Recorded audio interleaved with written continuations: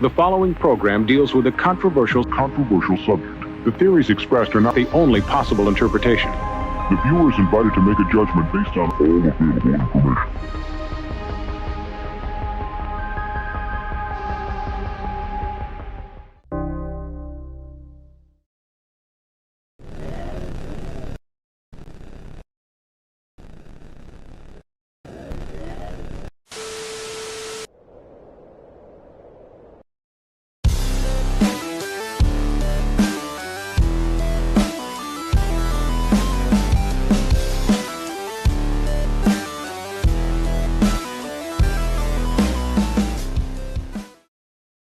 What is good, everybody? Welcome to another Modern Comic Mayhem, another Saturday night. It's going to be a fun one tonight. It's going to be very interesting. It's Nate. Nate. What's up? What's up, fellas? How you doing, brother? Bro, we were just talking about you backstage. Ooh. I was telling Yee, I want your Luciano short print Topps card. Dude, yes! Yellow border Jason Dominguez. Holy shit. I saw the hangers today at Target, and I was thinking about you guys with the yellows. I was like, dude, yeah, so, dude, they're $12 a piece. That was like the cheapest price I've heard for hangers for. Yeah, dude. And Spencer Torkelson. These football fat packs hangers are $15 a piece. Topps is the best buy, dude. It is. Yeah. I was telling you, you guys can tell me if I'm off on this, but I do think like if you can get your early like base cards for like Ellie to PSA and get back 10s, you can get money on them. Not like it's like maybe 35, yeah, it's gotta $40. Be quick. Yeah. So I sent mine today. I finally got them in. Like they actually yesterday were like we were trying to put them in PSA, they wouldn't take them, and then this morning it popped up, and I was able to push all the Ellies in, but I couldn't get like the chromes or like anything else that basically is around 24. Even like the base cards for Evan Carter and Dominguez, like Ellie was the only one who popped up, so I got those off with some other ones. Nice. I just hope he doesn't smoke crack, dude. You know what I mean? You know, because he is pretty fast. You know, he runs pretty fast, so you don't know if that's like cocaine helping him out, like the way Lawrence Taylor took cocaine and he was able to get to the quarterback. And you know how all these athletes take drugs and then their cards plummet. And hey, Joe, that's the whole reason that the Giants got past the 49ers in that 1990 NFC title game. So whatever it took, yep. I have no complaints. Break the quarterback's back. Destroyed Montana. Yeah. Broke his back. I was about to say the 49ers weren't taking cocaine. Like, you can't tell me Jerry Rice didn't do coke, dude. Like, come on, man. Yeah. Hey, did you live in the 80s? You probably did cocaine. Keith Hernandez said it tasted terrible. Keith Hernandez, it smelled great. Bro. Yeah, you look at Keith Hernandez, and he doesn't look like a guy that does, like, drugs, right? He's just there petting cats and shit like that. Yeah, and the NLB, they came down on him. Oh, they did. So we have a live call-in, you guys. If you ever want to call into the show, it is through Discord. The Discord link is below in the description. There's a live show lounge that we're just hanging in now. So if you guys want to call into the show, you can always use Discord. Yeah, you guys could call in, but we're not going to answer because we're going to be on the podcast. So we're going to be busy. Yeah. Corbin Carroll, Topps Chrome. That's nice. Nice. Yeah. Very nice. This was a good first hanger. I was looking at Bryan, and he's like, God damn it, Joe.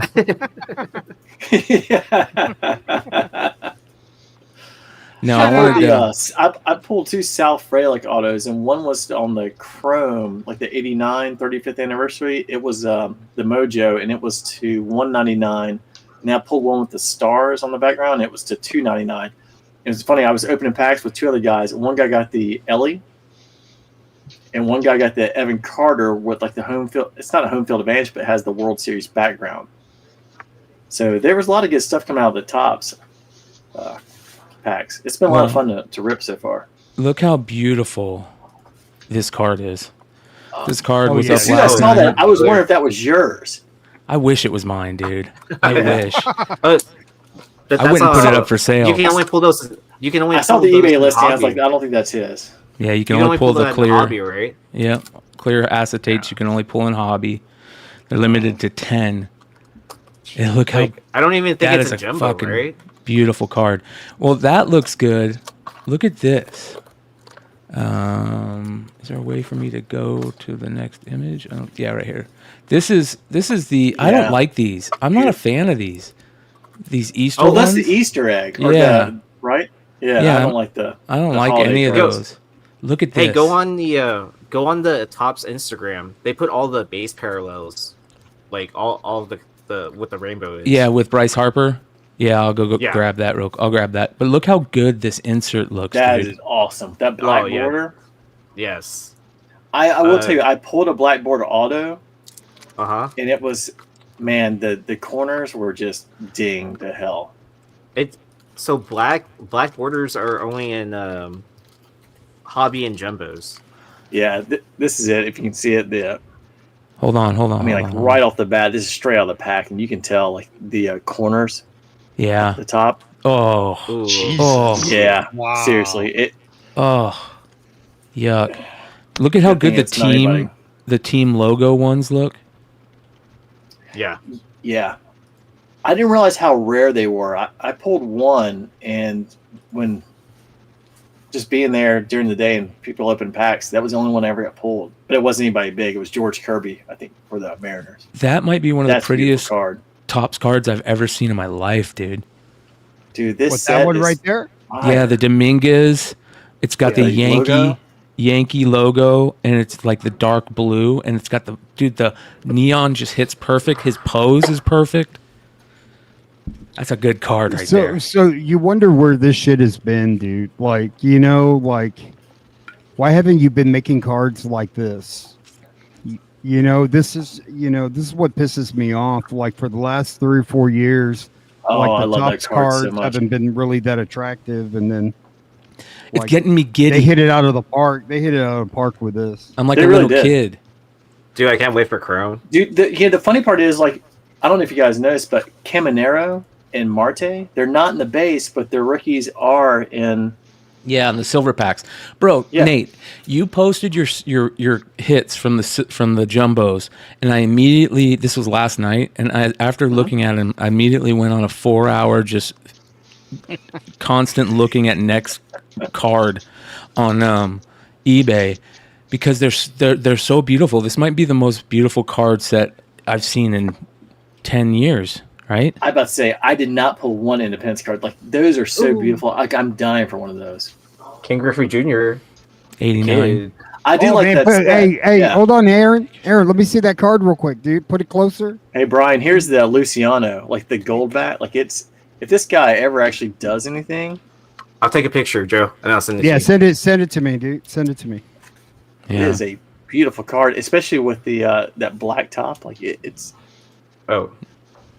God, great. look at that Griffey, dude. Oh my God, dude. That Pretty, looks great. dude. Man. Hold on, I'll solo it. Let me solo it. That is gorgeous. Oh, that's badass. Ooh. Dude, look And at then- that, Brian. Celebrating the anything kid. good? Kidding me, dude? Oh, it's That's a a- Royce Lewis.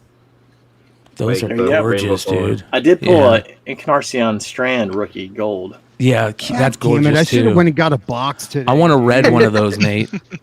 Yeah, want a red one of yeah, those. that would be ideal, man. Ooh, I tell you Alright, what, Curtis though, Mead yellow. Curtis Mead there's yellow. some really pretty cards. So I want to talk real quick about the Epic interview before we get into what we're going to get into. The other night I did the Epic interview, and I caught a lot of shit for just platforming the guy and being really easy on him. And one guy called me a softball. I must be a good softball pitcher. And right, one guy was like, I forget, he called me like scum or something. It was something weird. Brian, but there's no way like you could actually have other people on and it not turn into Jerry Springer. Yeah, exactly. I mean, that's you're exactly 100% what it'd right. be, Jerry Springer of YouTube. Yeah, yep, you're 100% right. And Well, somewhat. I think some of us are more than respectable and responsible and wouldn't shout over him because yeah, but why he would would, you know what I mean? about to say, He it only would takes go one crazy. person. Yeah, he would go crazy. I've been on plenty of those podcasts, guys. Yeah. I know how it goes. I was about to say, I'm thinking of Joe right now. It's a one-way street. Yeah. I've been on plenty of them, so I know how it goes. All it takes is one, and the shit is over, and like it gets out of control real quick. Yeah. I thought the way you handled it was great, and especially if you're letting other people like SUBZERO come on to explain their part, so people can digest that. They can take this and bring everything together and take what they want out of it. Yeah, for sure. The only thing I will say from my end is when he was spewing his bullshit that we have irrefutable evidence that shows it's bullshit, that needed to be on a screen. I'm sorry. It needed to be front and center. Like when he's saying shit about me and there's blatant fucking Instagram post that says completely opposite of what the man is saying. And people in chat are like, oh, Epic's on the screen and he's talking and doing the thing. Yeah. And it's just like, just open your eyes, folks. So for the people that are out there that don't know how this went down, after the show last Saturday with Sean from Comics Elite, we brought up the MegaCon thing with Matthew Waite and Epic and how there was this thing going on, and we talked about it during the show. And Epic must have watched that show, and he reached out to me on IG, and then he emailed me. And so I was like, what's up? And he's like, hey, I want to come on and clear the air. And so I said, come on Saturday night. We'll bring you on, yada, yada. He's like, no, I want to do it. I can only do it on Wednesday night. And he explicitly didn't want people there, especially certain people. It was like no binkies, no. King of the Trolls. Yeah. I forget who else he said. He said somebody else. And did he say me? I'm gonna say Red Hood. It's gotta be. Don't let that Joe bastard on the show. No, and he did it. Good. And so the shitty thing is I'm like, okay, I'll do it. Let's do it. So I immediately hit up people. I hit up Dennis. I hit up Binkies. I hit up Nemesis Prime, Justin. I'm gonna start calling Binkies Jeff. By the way, you guys, I'm gonna go back and forth. No, government name is out there. Yeah. Yeah, he kind of. You just doxed him while he's on air. How do you feel about that? Yeah. So, here's his phone number, by the way. I called a couple other people. And that are in the content world and talk to them. And my best thought was to just get him to talk, right? Just get Epic to talk because. For one, like Hood said, most of the times that he's been in something and SUBZERO or somebody else has been on, for the most part, it blows up into this weird thing that you just can't understand. And you can't really understand Epic to begin with. I got into like a groove there where I was like finally kind of catching like what he's talking about and stuff. And, I told him just slow down. I was like, dude, do you smoke any cannabis, bro? Because before the show, we were chatting, and I'm smoking. And I'm like, dude, do you smoke any cannabis? He's like, no. I'm like, you should. Like, you should start tonight. Hey, but he knows drug dealers, is what I heard. Yeah. So. It's true. He's worked with drug dealers. It makes him a very legitimate business retailer. No, for shows a nothing moment but there, good judgment and character. Yeah. For a Comic moment demons. there, it sounded like he was speaking perfect English. Like he could speak it very well. And I was like, wait a minute. Because when you go watch it back, he sounds very clear. And I was like, wait a minute. Like, is this whole blah, blah, blah, blah, blah? Is Sammy that Sosa, all? like, I can speak English when I want to understand what you're saying and answer the way I want. Yeah. Exactly. Like when I just want to make noise, I know how to just make noise to where, right? Yeah. But it sounded like he could speak very clearly, and it was just like, that's weird. Yeah. And he's never just sat there and talked about anything, without, kind of just where you can't understand anything. So that's what I wanted to do. So I kind of just and for the most part, when I talked to everybody, it was like, there's a couple of things that he's done that are really fucked up. The other things are just kind of like, kind of throw away. Like I wouldn't do business with this dude, but I'm not going to care about it. But when it comes to like theft and stealing money and shit like that, that's a different story, So the SUBZERO one was the biggest one. The Nerdy Girl one was one. And then he hit on something that he never really talks about, but it was out there for a long time, and that was the car rental shit that he's got going. He knows 50 Cent or 50 cents, as he said. I think that's the Wish.com version.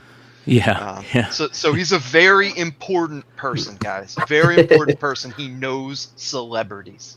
Yeah. Keep that in mind. Yeah. Nerdy's definitely got to break it down again. Here's the thing. For the most part, and here's another thing. Thoro's out of town, so I didn't get a chance to get a hold of Thoro. He's out of town. And, it was so quick. Like, I talked to him on Tuesday. We did it the next day. It was just like this quick little thing. I'm not fucking dialed in on the whole epic backstory. I watch Thoro's shit. I watch Jeff and Justin's shit on Comic-Com. I watch, basically that. And for the most part, while I'm watching this stuff, I'm also editing or setting shit up or whatever. So I'm not dialed in on it like these guys are. And there was nothing, I could do about that. So yeah, man, it's pretty ridiculous. So there was something funny that he said. He said that he reached out to you because you're unbiased and everything like that. And I was sitting here later in the week, and a light bulb went off. And those folks, if you guys follow me on IG just before we went live tonight, I posted a little screenshot with the hashtag of receipts. And it's really strange because the last time Epic DM'd me, I said verbatim, perhaps you should reach out to Bryan McClay because he's impartial. Strange. Yeah. And he, like I said, we were talking about this earlier. He had me blocked on everything before this. Bryan, I didn't see the whole thing, but I'm not really big into the drama part, and so I was actually I saw you went live, so I was picking up Alex, and so I was like, well, I'll just kind of watch while he's in class and stuff. And I watched for probably about 10 minutes. I don't know, how long was the discussion? About 2 hours, dude. 2 hours. Yeah. Holy shit. Yeah. Because I was about to say, in the 10 minutes I watched, I was like, this guy's not being invited to any Mensa meetings anytime soon. Yeah. Because I caught the part where you told him to slow down, because I was like, oh my God. I was like, yeah, it's hard to catch exactly what he's saying. The whole part I couldn't really understand was we need to reference paying a grader. It was such a weird concept. That's another thing. So that's going to come up tonight. I still want to know where I can find a grader that'll front $25,000 for me, because I got a few things I'd like to do for $25,000. Yeah, there were some big dollar amounts that seemed to be thrown around. I was like, why would anyone front that? I honestly, I don't know the guy, but I after just kind of watching a little bit of it, I don't understand why anyone would go into a deal with them at all or work with them. He just doesn't seem. I don't know. Yeah. I mean, he just seems like a goof. And honestly, just I remember the videos, when that stuff came out, to me, it was just kind of like, well, he's a thief. So, that's kind of the short and simple sweet of it. Yeah. I mean, and here's the other thing. If you work with him, you kind of get what you deserve a little bit. He kind of screwed himself, because now he's got to come up with court evidence. And we're going to hear tonight from SUBZERO. SUBZERO, there's no court. There's no. Hasn't been served with anything. He hasn't been told about anything. He'll explain all this. And so I tried to reach out to SUBZERO too before the interview. Justin was going to try and reach out, and he did reach out to him. And SUBZERO was just out with his wife, and understandably so. It was Valentine's Day, so I get it. So I didn't get a chance to talk to SUBZERO before the interview. So we're going to have him on tonight for Drama Alert. I'm going to get through a couple quick things, just because I want to get a couple comic things in here for before we start the Drama Alert segment. And there's some cool things I saw this week. Are you guys all reading the Energon stuff? Dude, I read Transformers 5 this morning after Ultimate Spider. I know I texted you guys because I just got a second print of Ultimate Spider-Man, and it was fantastic. Yeah. But the Transformers, the way it ended, I was wondering who they were going to sacrifice Skywarp for, because I seen in the cartoons, I'm like, all right, Reflector comes in and he gets killed, and in the way that's, Starscream's like, why are we doing the small ones? He just throws Ravage out of the way. I'm like, there aren't that many left. And then at the end, I was like, oh man, fantastic. It was great. Yeah. So for those of you guys that don't know, Devastator is coming. So this is just, nostalgia central for me and all of us that grew up in the 80s. It's going to be excellent. And here's covers for Transformers 6 that's coming out. I love how... I mean, in the panels where they kind of show like they're trying to transform, so it's not a clear picture at times. Like you see like parts of them, like the detail of like what they're trying to do. It is one of the best series I've read in a long time. Yeah, it's a lot of fun. Cover.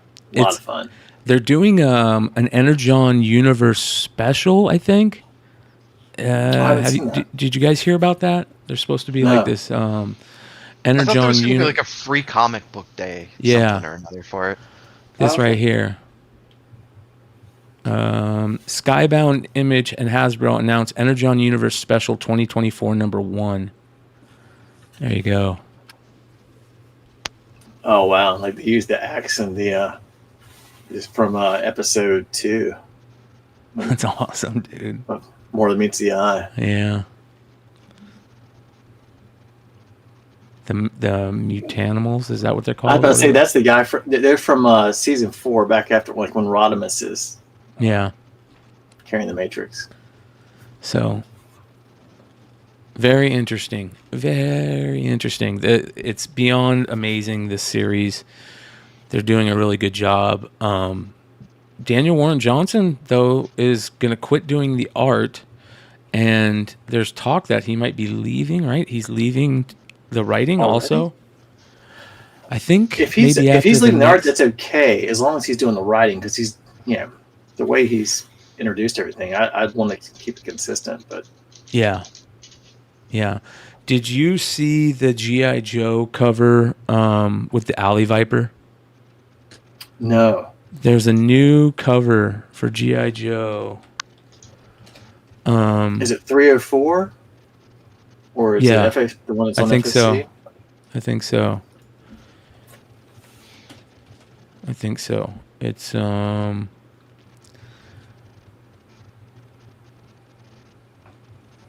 The Real American Hero. Yeah, the next one coming up. I think it's the next one coming up. Is it the next one? Yeah. Mm-hmm. Yeah. Because Don Moreno is the one on 304, and then the Brad Walker variants, Destro and Duke on the 1 to 10. Wow. Yeah, there's one coming up that is just amazing, man. It's so good. It's an Alley Viper cover, but that's badass too. Yeah. Dude, that's a cover. Yeah. That's a fucking cover, bro. So it looks like Jorge Corona is taking over as the main artist, but Johnson's going to stay on as its writer. That's good. That works. Hey, scroll down, Brian. Is that Zartan and Roadblock on the 1 to 10? That's at the bottom? Yeah. It looks like Roadblock. Yeah. Yeah, there he is. Wow. I like that. That is awesome. Yeah, I kind of like that. Because Brad Walker's doing the 1 to 10 for the first 10 issues. Yeah. So, that's good shit. I think it was... what'd you guys think of Thundercats?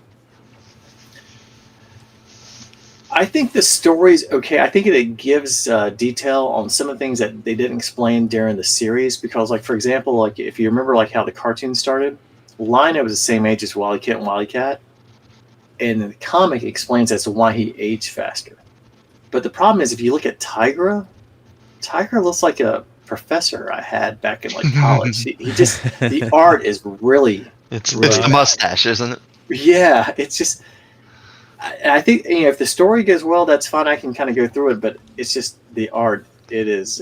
It's. I struggled with the interiors, but the story itself, I feel like, was good. It set up something moving forward, and to me, here's the biggest telltale positive sign about this: Midtown has limited every single cover to one per store. Good. So, or one per customer, excuse me. So it's, if they're doing that for every cover at Midtown, it's moving. Yeah, I think too, like the way they were trying to focus on like Slythe and stuff in the first one, it's just kind of like, you know, you don't need to bring Doctor Doom at the like in the Fantastic Four. Get the mutants out, like let them kind of build their way before you introduce like Mumra. I know he's in the very back of the first one, but Yeah. you know, hopefully it stays strong. But I mean, like there, I could read the Thundercats, G.I. Joe. I'm just waiting for Cobra Commander #2. Yeah. I'm loving all of it. That first one is so good. Yeah. This is interesting. New character, Kalika, is that her name? Kalika? Let me see. I don't know. Yeah, I think it's Kalika. Because she looks a hell of a lot like Shitara. Except Okay, the maybe colors, this I guess, is are it. different. Is this it? Yeah, here it is. Calico. Yeah. Is that Never what seen it her is? before. Yep. Yeah. Based on But it. she's not in the old cartoon at all. Nope. So there you go. New character in issue #2 coming out. We'll have to keep an eye on that. See if the story gets good on that. You guys see this Blood Hunt stuff coming out from Marvel? Yeah, whatever. Did you see how many freaking books there are for this thing? I did, and here's what's going to be interesting to me about all of this is the primary series. I forget whatever it is. They are going to be doing Black Bag Bloody editions. Yep.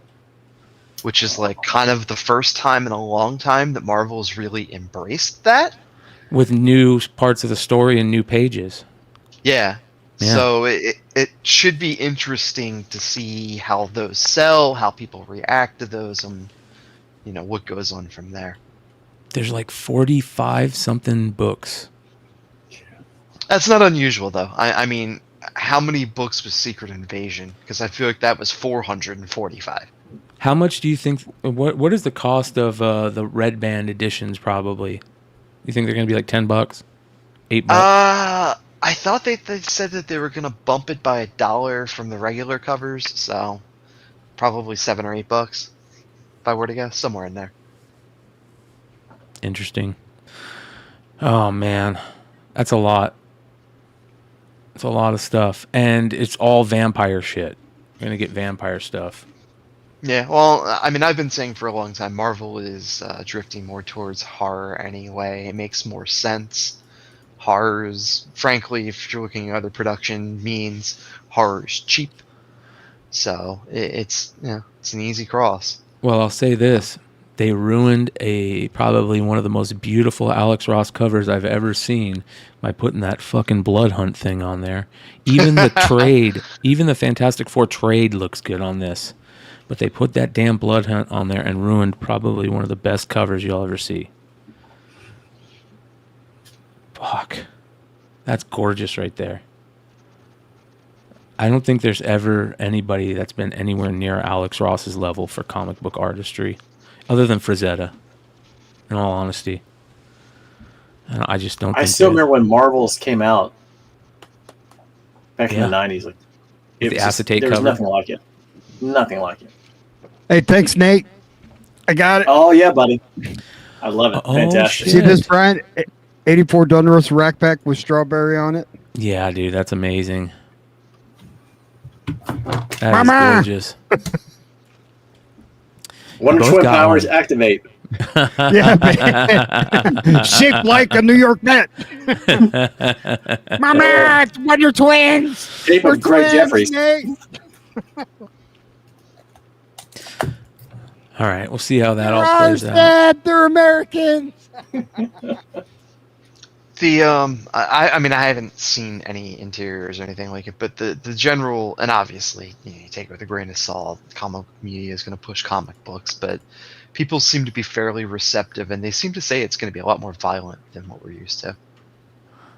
Yeah, we'll see. We'll see.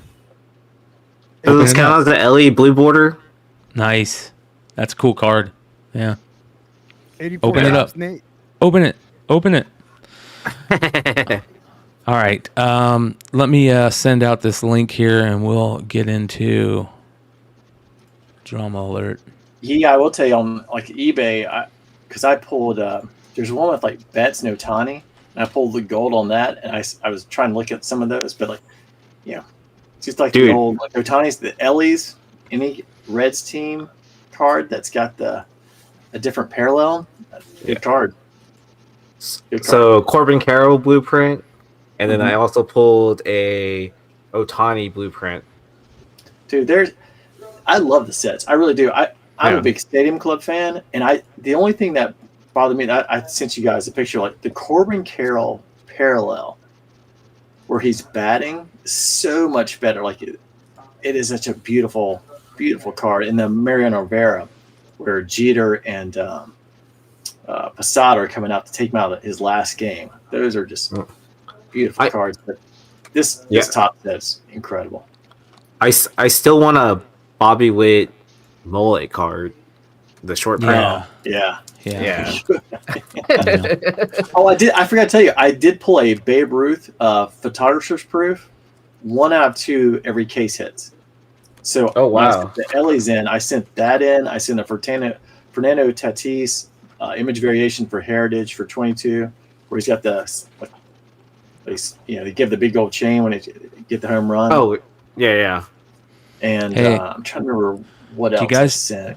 Instead of going to San Diego this year, do you guys want to go on a cruise? No. How about the Comic-Con cruise? Thank you. Hell no. Comic-Con cruise With these people. No. Is that Wario? Was that Wario? With those. Not Mario. If Wario's in, I'm in. I don't want to have to carry that much deodorant to like stick on people. I don't have enough cosplay to get on that cruise. I think you got to be cosplay. Did you see the celebrity list they've already dropped for that or whatever too? On top of that, Warwick Davis.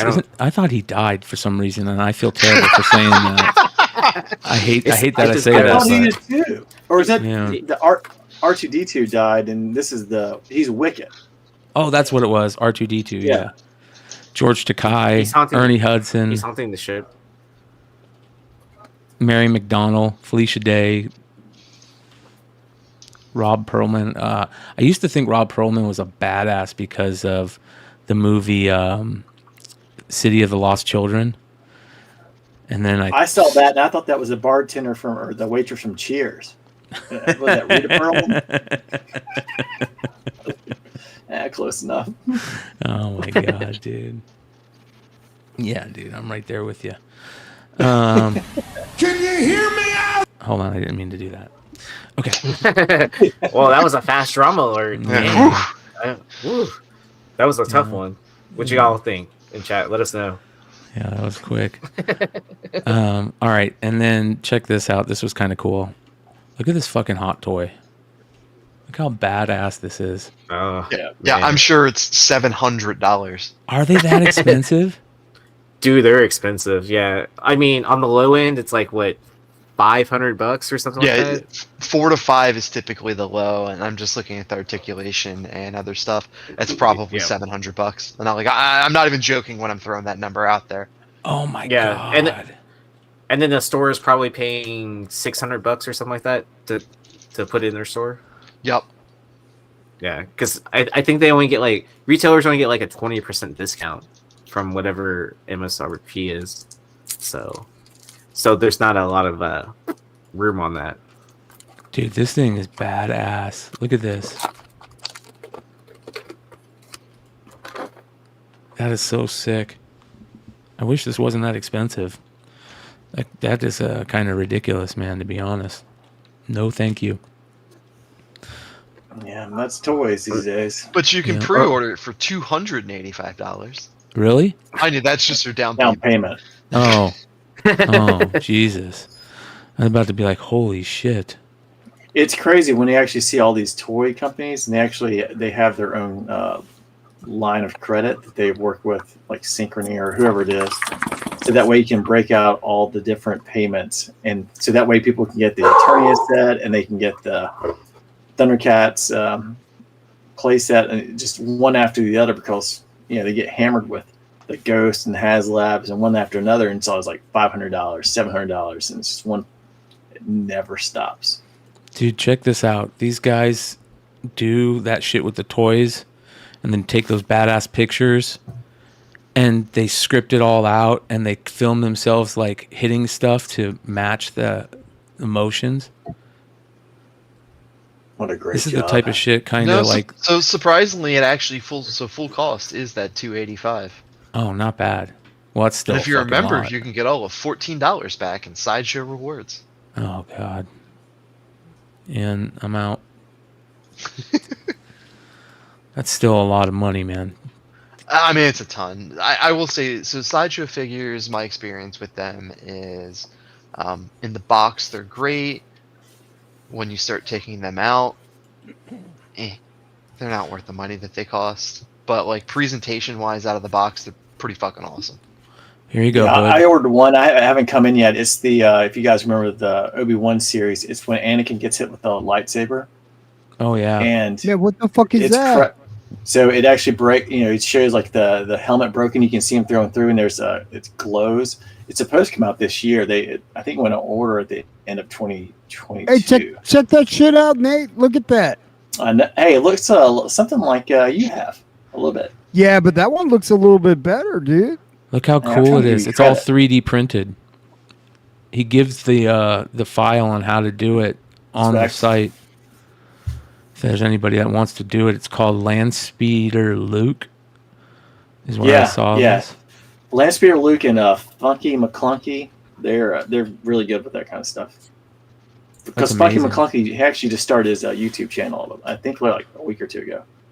I started getting back into watching the YouTube videos about the vintage collection stuff and how there's still a bunch of figures from the vintage collection that they haven't redone from It's the original amazing. 96, right? Yeah. And everybody's waiting for those figures. So 78 points. Everybody says that, and I'm sorry if I'm spending $300. You're not going to sell me on the build quality on those things. There's not $300 of build quality in there. I don't care if they're the Cadillac of it. The build quality is not there. Yeah. All right, hold on one second.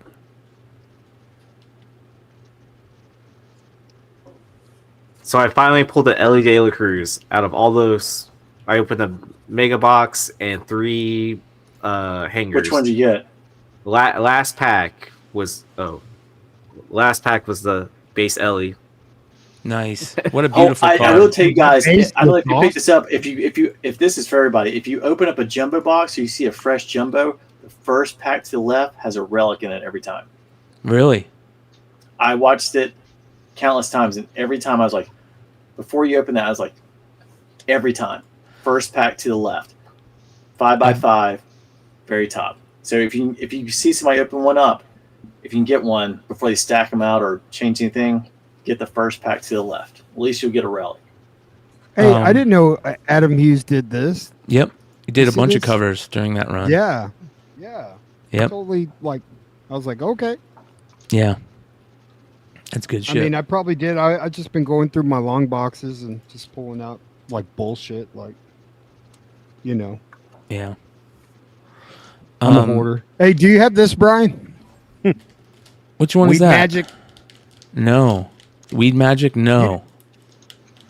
Oh, and Are it's you like serious? a lost 23 homage. Yeah, you don't have this? How do you not have this? You don't like it? No, I just don't have it. I don't think I've ever seen it. Oh, okay. All right, you guys. Well, I'll send it to you. All right, you guys. Do you like it now? I think we've waited long That's the enough. best book I've ever seen. Let's get into it tonight. For drama alert. Hey, I got your package coming, Nate. You should get it there by Monday or Tuesday, dude. I hope it comes Monday when the post office is closed. Oh no, it's President's Day. That's right. Trust me. I completely until the woman told me today. I had no idea. Jay, weren't you supposed to announce this drama? I still have work. And All right, here we go, guys. Into the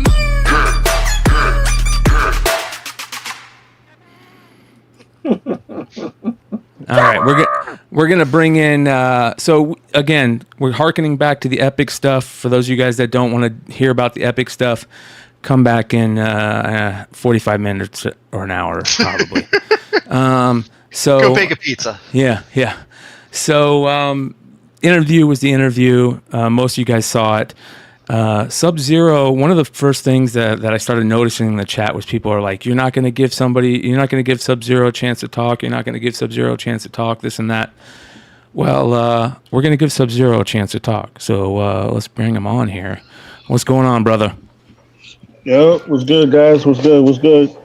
So Binky, Redhood, what's good, guys? How you doing? It's good. Chilling, brother. Chilling. So we started this whole thing a while ago. You've been dealing with this for a while. Shout out to Thorough. Thorough's been on the spot with this in a big way. You went on Thorough's show. You talked about it here and there. But even through all this, there was still a lot of stuff that, we never heard from Epic's side. And we got to hear from Epic's side. We got to hear him talk about stuff. And one of the things that I really wanted to hit on during that interview was your guys' transaction issue, right? And one of the craziest things to me about this whole thing was that Epic didn't know the name of the guy who graded all of your guys' books. When you were doing deals with him, he didn't know the guy who graded all your books. He said that on the interview when I asked him. I said, hey, is the guy who is grading all of your books Albert? And he's like, he had to think about it for a second. And he's like, no. And come to find out, he told you he don't even know the guy. Is that right? Well, he did say that. Well, to start off, I don't know if everybody want to start off the whole thing. The problem was me and Epic never, ever, I would say we never really did business together. We just helped one another in certain things because I never got part of whatever he did. So I never was part of what he did, which was the exclusives and all that stuff. I think I did one exclusive. And like I said in Thorough's show, I didn't like how that transaction went, that I had to pay a certain amount, and it was for exposure. So I was supposed to basically just get $500 and get my name behind of a book on a homage, and I was supposed to lose. That didn't make no sense to me, so I just never did it. I didn't like it the way it went. Yeah, so Brian, I should have mentioned that to you when you called me because I didn't think about that because SUBZERO isn't the first person that has said that out loud, at least to me. Other folks that have done exclusives, in essence, Epic is charging whatever fixed value. Yes. And one of the things that I've heard, and this is from multiple people who said this to me, is typically if you're charging a fixed value, so say like an exclusive is $3,000, you're saying, okay, I'll put in $1,500, you pay it, you put in $1,500, I get half, you get half. So he's saying, I'll put in 15, you put in 15, but I'm getting 75 and you're getting 25 because I'm the name. I think better of is, I think the way I thought about that was, I think he gets you to pay his portion. I think Correct. That's what it is. Yeah. So I felt I didn't like that. I on that business side, I never really bothered with it. I never went crazy with it on him, or it bothered me because that was his hustle and stuff like that. But other than that, everything else, from what I said in Thorough was, the reason why I needed Epic in a sense was Epic was getting signatures for cheap. So all my books were 9.8s. All my books, I did them myself. All my books was through Capture Collectibles, but I got the signatures and everything myself. But I was paying top dollar for a signature, meaning let's say an example, for Clayton Crane for his murder sig, you're paying $80 a signature. Mm-hmm. So when Epic comes and tells me, yo, I got a slot with Clayton Crane, give me $500 and I'll get you an hour, unlimited signing. Who the fuck is going to say no to that? Yeah. I said, oh, what? Are you kidding me? Let's do this. I got a whole bunch of Clayton Cranes. I got 2 years worth of collecting Clayton Cranes. Let's do this. Boom. Let's do that, Epic. Okay, cool. He took all my books. He sent the driver here to pick up these books. He has a driver that picks up books and drops them off and stuff like that. Probably So doesn't have a license after nearly killing someone with a car. yeah, because he had a Nissan Sentra or some shit like that with his girl. I think he sold the car. Then I knew about that later on. I never really forced it upon. I never even.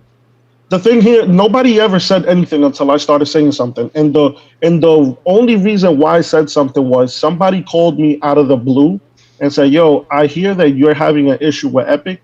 Epic this to me."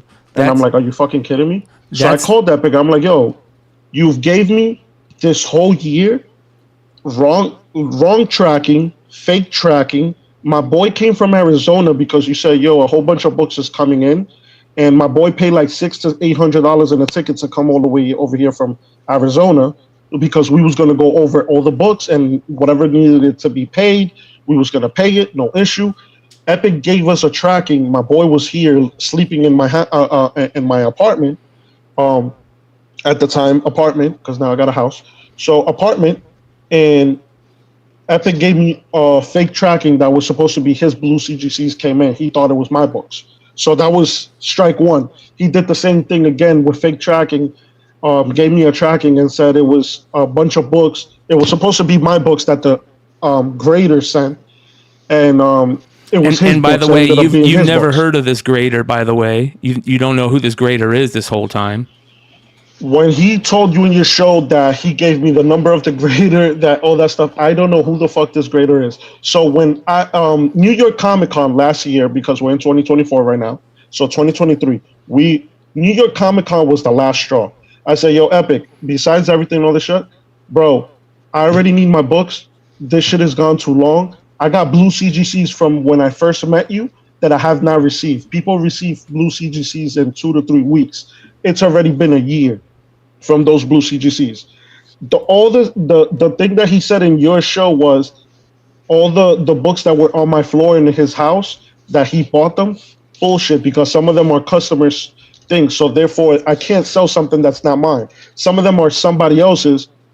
His name is Tony, that he gave me to CGC those, and all I had to do was just pay the CGC, and I could have kept some books, but that was me and Tony's agreement. But Tony is a customer of mine. So none of those books were given to Epic. So Epic never paid me for those books. What Epic is mixing on the lie and the truth is Epic has bought books from me, yes. Epic spent like $25K on my stuff saying that my books are trash, but yet every show he does that has my books that are signed, he never gives me a shout out or nothing like that, but those are the books that sell for him very well. Yeah, so my books are trash. For people out there, let me just mention a couple things. So there are a couple other people out there that have had the same problems with Epic, but they've never really came out and said anything. And SUBZERO kind of was talking about that earlier, how he never had anybody come up to him and say, hey, Epic's a bad person, or not Epic's a bad person, but hey, Epic's done this to me. He took a bunch of money. He left with we got some books. I never got my books. Like he never heard anything about that. But there is people out there that have had the same problems. There's another retailer that's had issues that the word on the street is he's taken him to court at this time for some stuff. In court. Already in court. The only thing is that it can't be supposedly. I already spoke to this person a couple times. Supposedly you can't, make it public until it's done. But somebody is already supposedly in court with him. So, and he knows this. So I don't understand what's him playing stupid. I think I have the name as to who that might be. I think I've asked that in our chat before because I saw something come across the wire. Specifically suing Epic Nation LLC. Okay, so Binky, all right. So let's stick on that story. So New York Comic Con was the last straw. I went with my wife. New York Comic Con started Thursday. I went by myself on Thursday. He didn't answer the phone. Left me on scene in Manhattan in New York Comic Con. And I had to do something else, so I'm like, you know what, fuck it, whatever. He didn't answer the phone or nothing, left me on scene. Then Friday comes, mind you, he said, 90% of my books will be in New York Comic Con. The grader got it and everything. I'm like, perfect. Everything's coming to fruition.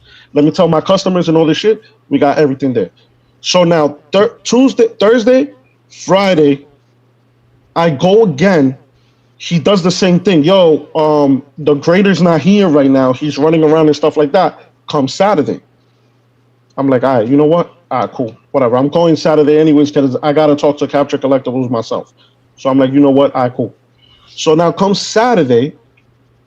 I go with my wife. So my wife is, and Blocky, which is his girl, is witness to this.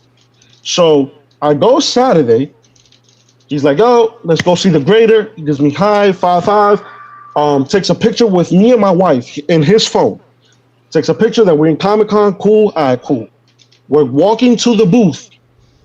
He's like, oh, where's the grader? Oh, man, the grader was here. So he goes on the phone. I'm like, yo, Epic, listen. It's becoming weird, and I don't want to take it to a different situation because I want to give you the benefit of the doubt. So the grader wasn't there, whatever, and all this stuff. I'm like, you know what? Let me give him time. Let me go to Capture Collectibles. Let me go talk to Capture Collectibles. I needed to talk to Jason real quick. Let me go do that. So all Epic did was give me a couple books. Like, yo, the grader's going to be here, whatever, and all this stuff. Then I'm like, hey, you know what? I'm going to leave, bro. If you don't give me my books later, then we're going to talk. Like, I didn't leave it like nothing bad or nothing like. He's like, no, I got you. So then now comes Sunday. Yo, what happened with the books? Do you got it? Yo, don't worry about it. I got the books. The grader is coming. Mind you, I'm saying grader because I never heard the name. So the grader's coming. Don't worry about it. I got you. Matter of fact, I'm gonna go to your house and give you the books personally. Oh, perfect. All right, cool, no problem. Now Monday comes. Oh, that the grader, he's picking everything up. It's Comic-Con. Everybody's crazy. I'm like, you know what? I'll give him the benefit of the doubt. All right, cool. He said he's gonna come and bring it to me. Let me not. Then Tuesday comes. Oh, something Tuesday. He had to do something that he was going to go to the grader to go personally pick these up, my books up Wednesday there. So supposedly Epic went to this hotel that the grader didn't appear. The grader wasn't there. No, the grader wasn't nowhere. So I'm like, yo, Epic, what's going on? Like, yeah. Do you trust this grader? Like, yeah, I trust this grader. Everything. I'm like, all right, cool. Whatever. So Thursday again, yo, the grader hasn't answered me, nothing like that. Here comes Friday. I'm coaching a baseball team that I coach my son's team, and I coach a softball girls team for softball. My phone, my wife has my phone. She sent. She sees $3,000. Boom, Epic Nation sent $3,000. I didn't ask for no money, so I get on the phone with him. My wife, a friend of mine, and an associate of mine is there because we was chatting already about something else baseball wise. Yo, Epic, why the hell you sent me $3,000? Oh, the grader, I can't find them. I just want you to to feel sure that I'm not scamming you. I know it's been a whole story since New York Comic Con, yada, yada, yada. I literally told him right there, since he likes to record shit, which is another thing we're going to talk about. I said, yo, this is not a payment for my books, bro, because it better not be none of this shit, because this is not going to be payments for my book. I want my books. Yeah, you have customers that want their books back. I want exactly. And by the way, already, you guys, that's every single time he tells me a book is coming, I already told them, yo, the book is coming. So chill out. I got you. Books is coming. So now that's a problem. Now I'm having another problem with people because of this. So here we go again. So this is what broke the whole thing. This is where the friendship fucked up. This is where Mr. Epic tough guy that talks to everybody became Mr. Bitch. I'll call the cops because he's a bitch. Now, I said, yo, Bali, I'm going to smack the shit out of you if you don't give me my fucking books, because at this point, like, this is ridiculous. Like, I already know a hustle when I see one, and I've been trying to give you the benefit of the doubt. I'm going to beat the shit out you. If you don't give me my books, it's going to be hell on you, bro. Oh, I got people too. You want to go people? I said, you want to go people because I guarantee you, bro, you're not going to win this game. Well, here's the interesting thing, bro. You have receipts. Like what I was just showing you guys is receipts. These are all the books that he's talking about. Is there more books than just these? Yes, there's a little bit more than those. Yeah. Yeah, and this is a huge list. Way more than that. Huge list, you guys. If you want to see it, I have a link in the description so you guys can see. I mean, these are all like these are the books that he has. And you showed video of all these books, you giving Epic all these books, right? Yeah, because on the Thoro's point show. was that what he does perfectly is, which I thought, you know what I'm saying, it was good in a sense, it was good business, is that he gets, instead of me paying Kevin Eastman $15 to $25, he got him for $5 a signature. So why wouldn't I do that? In C2E2, he went with a whole bunch of Scotty Youngs. All those shits were mine. Whoever saw him with Scotty Youngs in C2E2, it's not his books. They were my books. C2E2, I had shit ton of Scotty Young books. Shit ton of Scotty Young books. And he said he was going to get them at $5 a pop. So now, behind closed doors, I gave him books that I didn't want to sell him. And the deal was, yo, Epic was going to pay for my blue CGCs, which was the beginning, which is fine. Then he was going to give me a year worth of exclusives or whatever he gets and stuff like that if I sell him this book. So I'm like, all right, you know what? That don't sound like a bad deal. I don't give a fuck about the book anyways. Here you go, Epic. So that's our deal. That was our deal, in a sense, on the side. Mm-hmm. Then I gave him $500 for Clayton Crane's signatures to buy a time slot.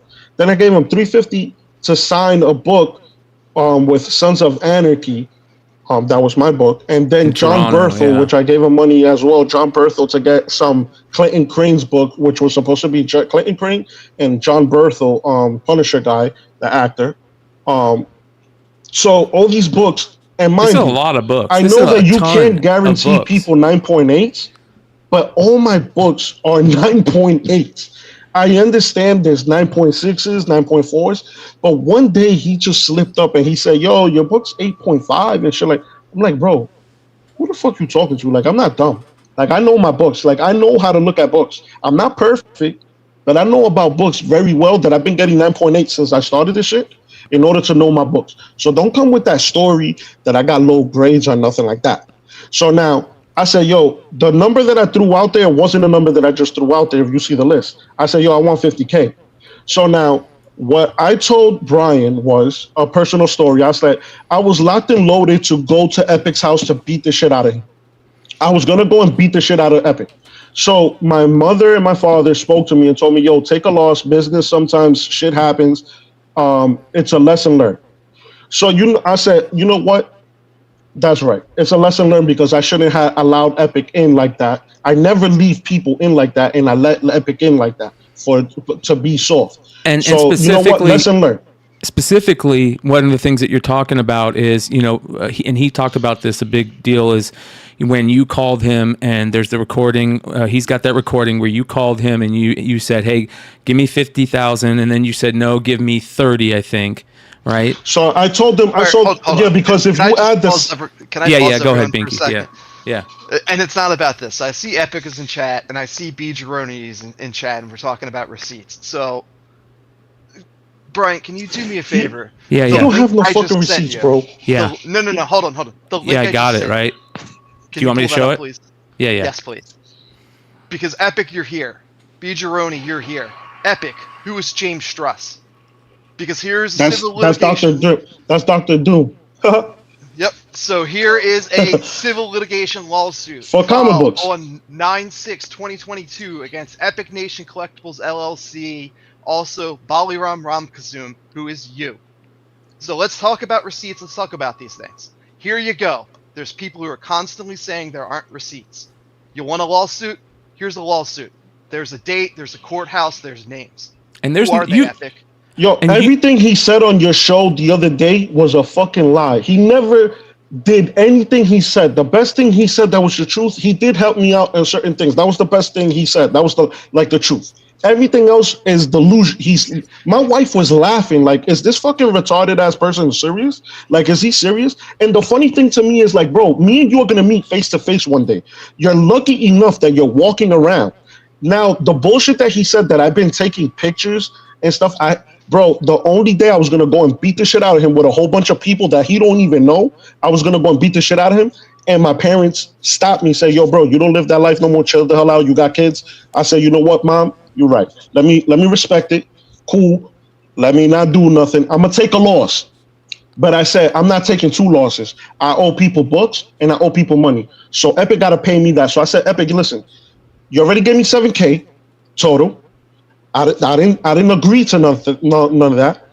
Give me X amount, give me 30K, or give me around 20, whatever you can at the moment, right now. Because what he was doing on the phone was, my wife is there, he was trying to get as cheap as possible because he saw that I was already lowering the price. So what he was trying to be slick, trying to lower the price, but I was like, you know what? I know what he was doing, but I'm like, give me this amount and I'll just pay people out, buy their books, or just give them the bread, and I'll come out of this. That's it. I don't have to do nothing. I'll restart again.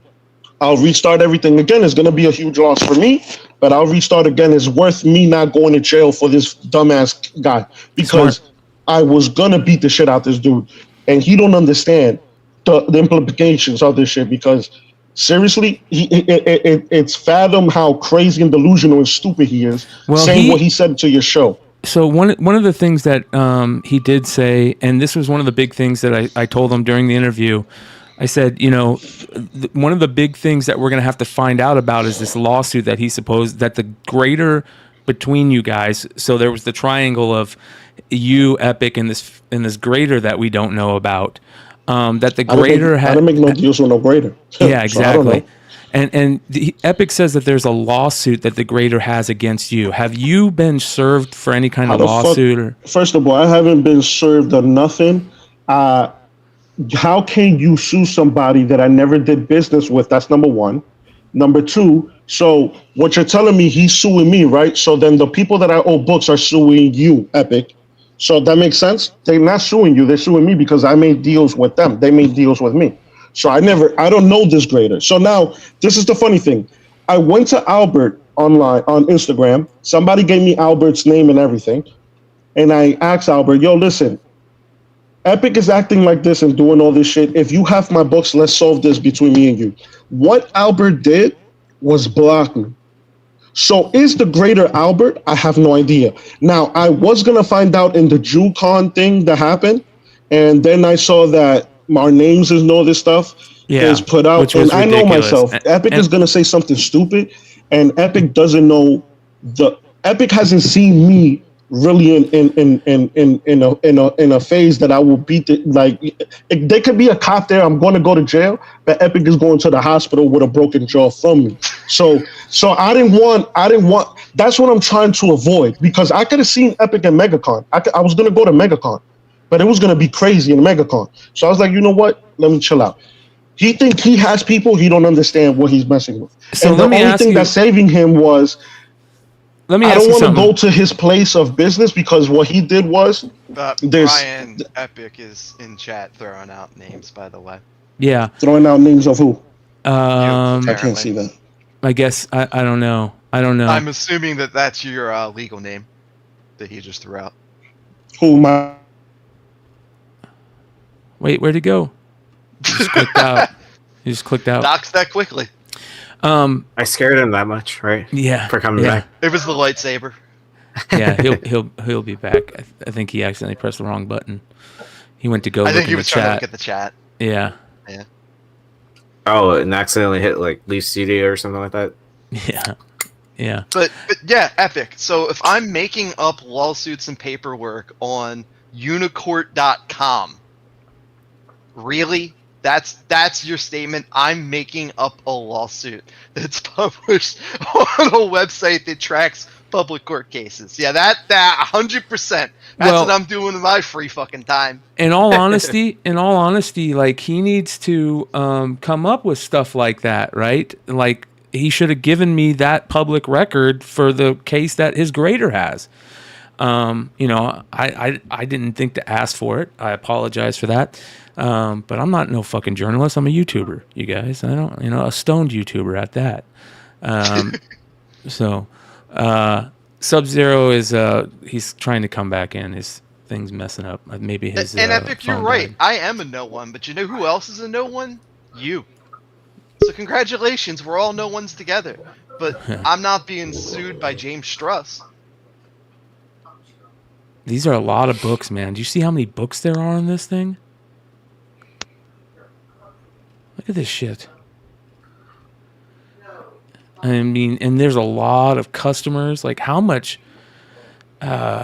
Yeah, that's crazy. Oh, and now look, now he's gone because I'm bullying him by stating a public fact, even though he's in chat bullying me. Folks, again, He had Epic. You had the ability to talk to people on the show, but you didn't want to. So I think it's only fair, brother, that you let SUBZERO talk. His says his device is not connected. SUBZERO, I don't know why it's messing up. It keeps saying device not connected when you try and connect. holy shit! Please, somebody get a screenshot of that one. I make money on Whatnot. Whatnot will do what I say. Wow.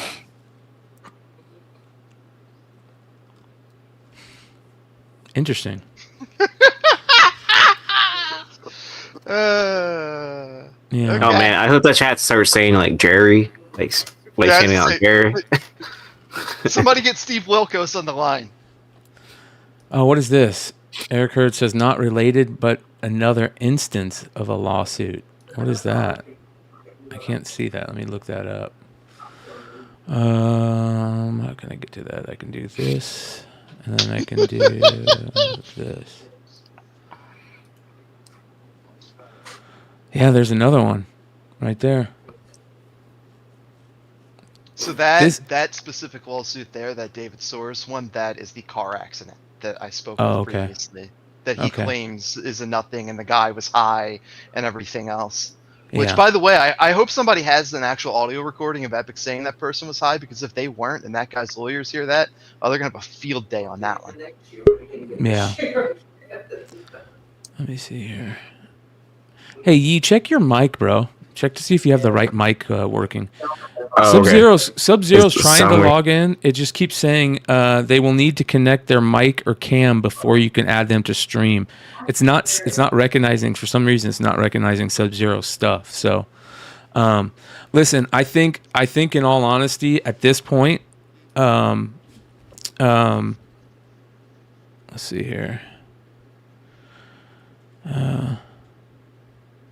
But again, and B. Geroni, I sincerely, I hope you're looking at things like these things popping up, and it's finally clicking in your head. The man is lying to you. He's lying to you. He's lying to everybody else in those rooms. He is smoke and mirrors. Wake up. We're not the bad guy. We really How do you smoke a mirror? I want to know. For science.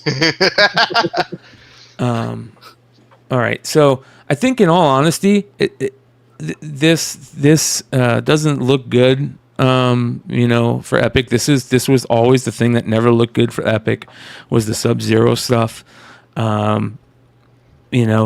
I've seen more proof from SUBZERO at this point than Epic has shown, and until Epic has and stuff again, like and that. more importantly, if these are made up stories, if this is all make believe, then why is explicitly Epic Nation Collectibles LLC named in a lawsuit against another individual? Yeah. By another individual.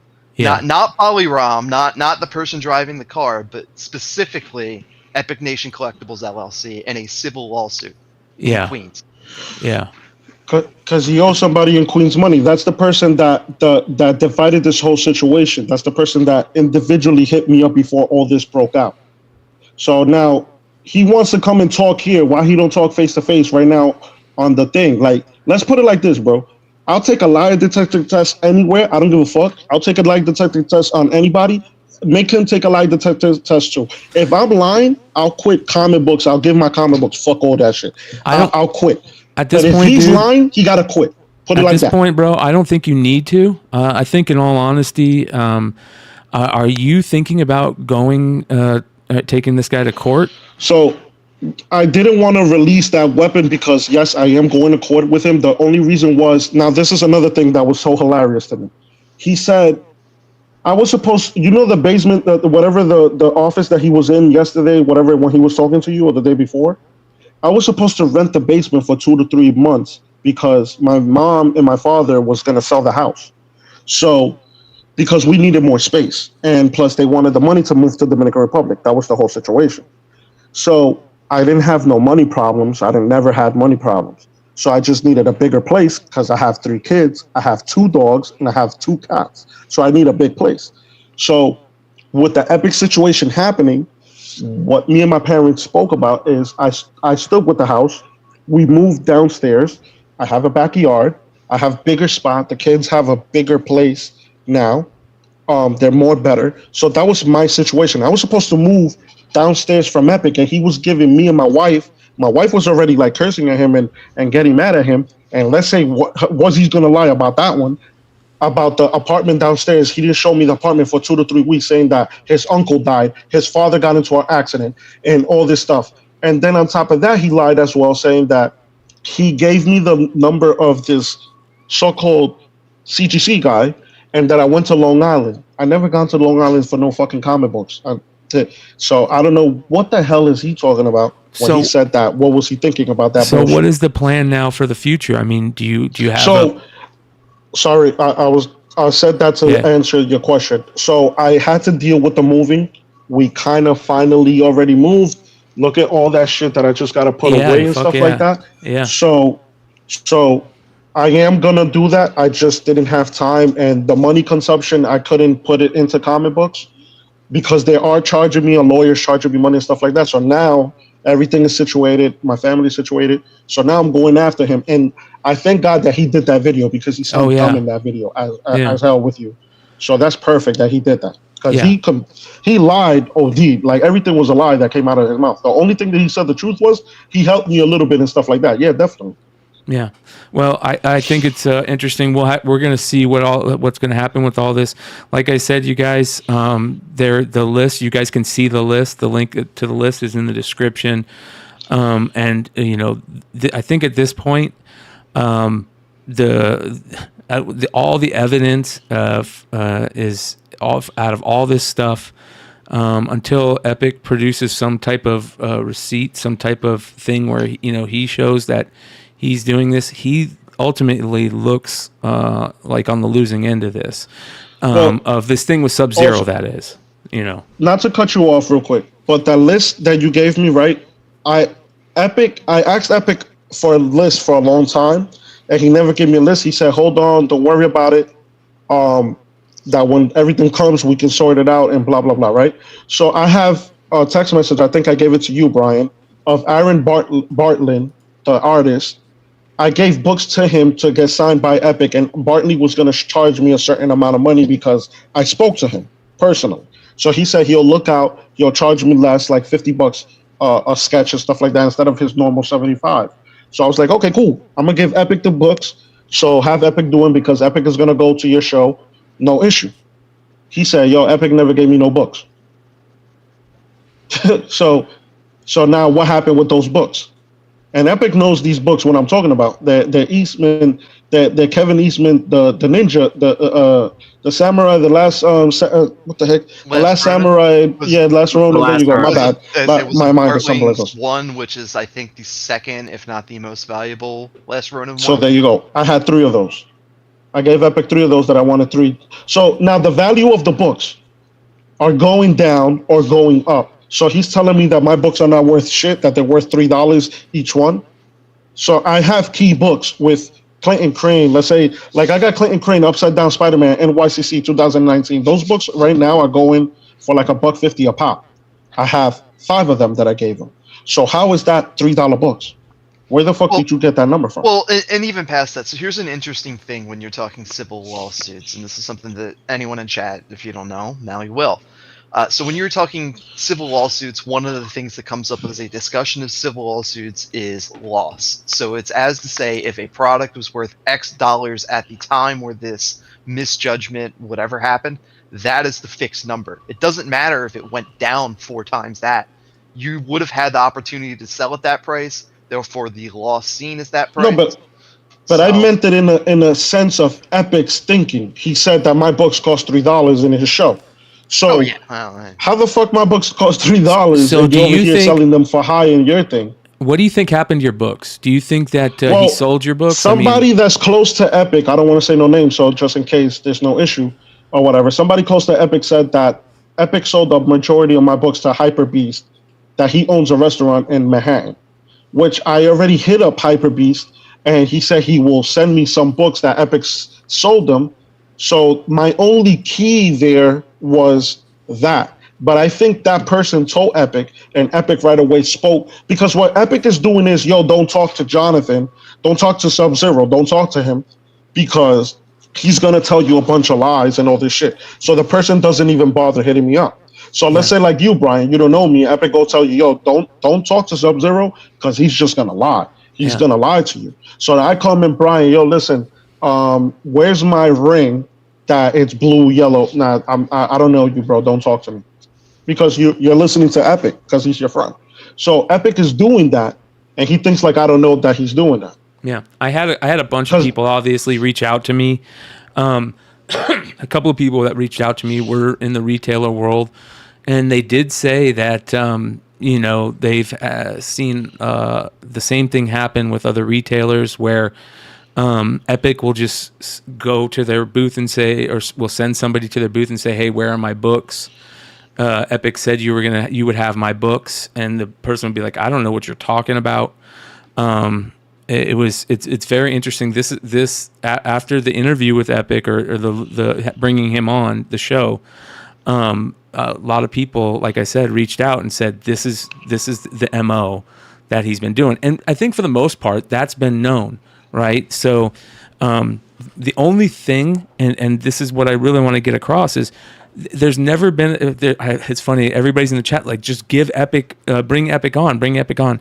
That's just going to turn into a. Well, no offense, SUBZERO. It's just going to turn into a shit show. Listen, I won't shout. I have self control because we're over in the. I'd rather do the shouting and the punching in person. But in this sense, I'll stay quiet. I want to hear his bullshit. What he got to say. I'll stay quiet. I mean, I'm willing to give Epic a link if he's willing to just chill and talk. But I don't think it's going to be that way. So I just want an answer of what is that civil litigation that I just pulled up that allegedly I've made up. You probably made that up. Yeah, it's true. I made the whole website. I aggregated all that data. A lot of people are saying, but Brian, we've all Figure Drawing says, but Brian, we've all seen him and his workers steal comics on camera. Now listen, I saw his worker, what looks like take comics on camera. They both do it. That worker was in my house. Epic did the same shit to me, and I told Epic, don't ever do shit like that, because I thought it was like he made it into a joke. He did it in front of Blocky. He did the same shit in my house in front of my wife, and he's like, no. I put the book was there. The book was there. I'm like, bro, I told you not that book. We're not doing a deal with that book. Take the book out. He's done that before, so that's not a bullshit thing. Yeah. What became like how it did was because Queen's Comic didn't go after him like they should have, because then the consequences would have been different. But he got away with murder on that one. And that's another reason why I pushed to just talk about this shit, because now you're stealing. You did the same shit to me, and then you took my books, and then now you're playing stupid with my books. So now this is a common sense thing. You owe me books. You haven't bought these books from me. So everything in that list, he told me, send me a list, and I have a person as well that's witness to this. He said, yo, send me a list. I'll replace all my books. He'll replace all my books. I said, you know what? All right, cool. Here's the list. You know what he did to me? He picked up the phone. I said, yo, I sent you the email. So when do you need for these books to be replaced? He said, call my lawyer. Click. So what about now, all did the I make people? That up? Let me ask you something. What about all the people that are owed books? So I have one person that, because this is the thing, I lost one person that, it became a problem because obviously they did the deal with me, and I have to eat that. I had to give that person $1,500. I had to give somebody else $150 that Epic that day gave it to me in front of my wife, and we sent it straight to the guy. There's another dude that gave me a whole bunch of CGC 9.8 books, Clayton Crane, because he was part of the Clayton Crane deal that he was going to get all his things signed in CGC. He would have paid for the grading, no issue. So Epic took those books too. So that guy told me, yo, bro, listen, I love doing work with you. You never stirred me wrong and all that stuff. But if I can't get my books, bro, I'm going to have to sue you. And I'm like, yo, I felt a certain type of way because it's like that brings already a relationship strain, but he's not wrong. Yeah. He's not wrong for it. And I'm like trying to get the fucking books from Epic. Yeah.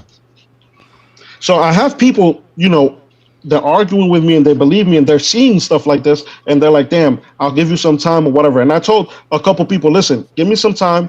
Once I get this shit sorted out, I'll even give you an extra book, 9.8 on me, just because I'm sorry and stuff like that. And they're like, you know what? All right, cool, Jonathan. I never had a problem with you. Cool, no problem.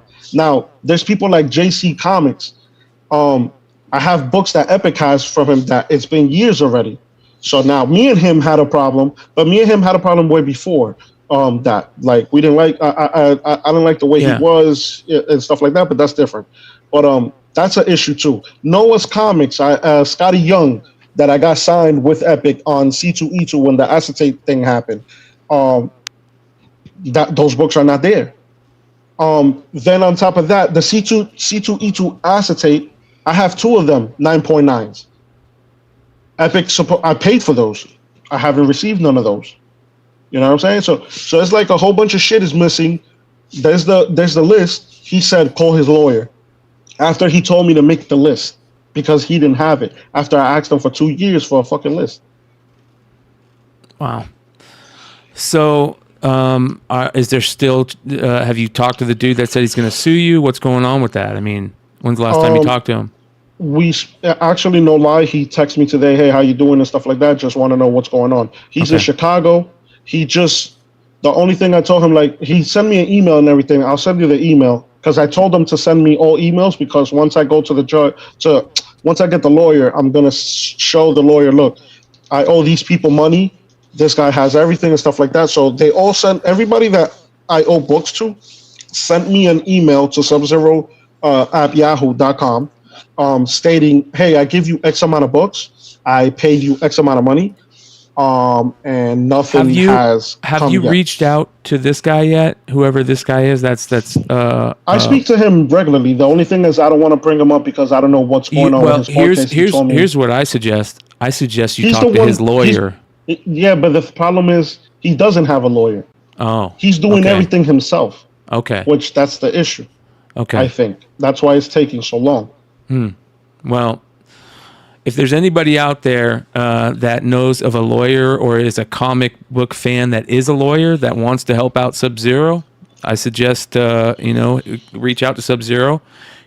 If you think you can help him out in any way to go after Epic, I suggest you do that. We'll see how it plays out because.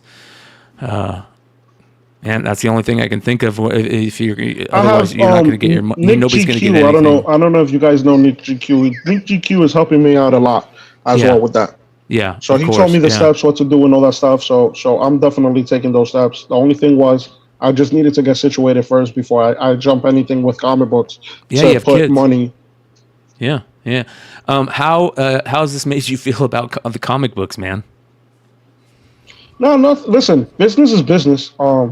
Just like, the day I was going to go and sorry to repeat it like this, but the day I was going to go and beat the shit out this dude, my father's a businessman. You take losses. It's nothing different. I love comic books regardless. It doesn't matter. It's just, he's not the only person. I'll say that. He's not the only person. I let him in a little bit too quick because I'm going to say one thing about him. I'm not going to break. He is a cool dude when you're like, when everything is good, he's a cool dude to have around. Like, he's not a bad person. But now this other side of who he is, I think he's threatened. He's in water too deep and he doesn't understand himself what he's doing. He think he has it under control, but it's going to unravel on him in a bad way one day. Yeah. So, and the best thing, the thing that pisses me off the most is this whole persona he just took of, I'm trying to kill him, I'm trying to burn on his house, and I'm taking pictures of him. Like, what? He's playing that game because I think in court, that's the best route he can take, is that he's feeling threatened by me. Yeah. That's it. That's the only thing that pisses me off about a rat. Like because that's a rat situation. In prison, a person that does shit like that, those are rats because that's the only way they can get out of the whole situation. So he's playing this whole, oh my God, I'm scared and I need the cops and I need to go to the precinct, when plenty of times is in text message, me saying, yo, I'll go with my mother, I'll go with a friend, have your wife there, I'll have my wife there, we'll sit down, we'll get everything done. No problem. Let's get this done. I've told him plenty of times, but he wants me to go to. He wants me to go to the police precinct because he knows the game. He knows that game very well. He goes to the precinct. He tells, "Hey, this guy's trying to harass me and shit like that." Right there, what happens to me? Yeah. You know what I'm saying? So I'm not taking an L like that. That's why he wants me to go to the precinct. He's trying to jam me up in a sense. And here's the other thing. It's not worth. I would suggest just go on the route you're going, man. You're not going to get any money back. You're not going to get nothing. And you made a smart decision not to go there in the first place. Yeah, man. No, my parents helped him. My parents helped him a lot because I was gonna go there. That was my whole thing, to go there. I was gonna go on his live, on his office, and drag him out by his 2 fucking teeth and just smack the shit out of him. But I'm right for feeling like that because he stole from me. So I'm right for saying that. It doesn't matter. I'll say this shit in front of a judge, real bro. Anybody steals from you, from your family, you want to smack the shit out of them. I don't care who you are. Like, let's not get crazy. And plus, I got freedom of speech. So I can say I can smack whoever I want. Now, did I do it? No, I didn't do it. So what's the crime there? Now he want to play the whole I'm scared bullshit. You know, like a little bitch. Listen, man, keep us updated. Let us know what's going on. You're always welcome to come on the show and shoot the shit about this, man. As is Epic. You know, my show is available to anybody that wants to talk about whatever situation there is. So shout out again. I want to shout out Thorough though also, because Thorough really brought the microscope on this stuff. I'm bummed out that he's out of the country right now, but he's doing good things. I wish he could have been here for this because he knows a ton about this too.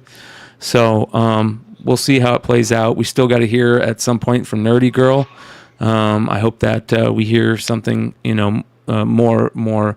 We see some more receipts from her on what's going on there, because it sounds like $4,800 is a lot of money. But yeah, man, appreciate you, and keep us updated. No problem. Thank you for having me anytime. I'll definitely let you guys know, so that way you know what's going on. I'm definitely on it. So appreciate everything. And all right, take brother. it easy, guys. I'll be in touch. All right. Later, peace brother. out. Man, that fucking sucks. That is shitty. I think he's fucked. Well,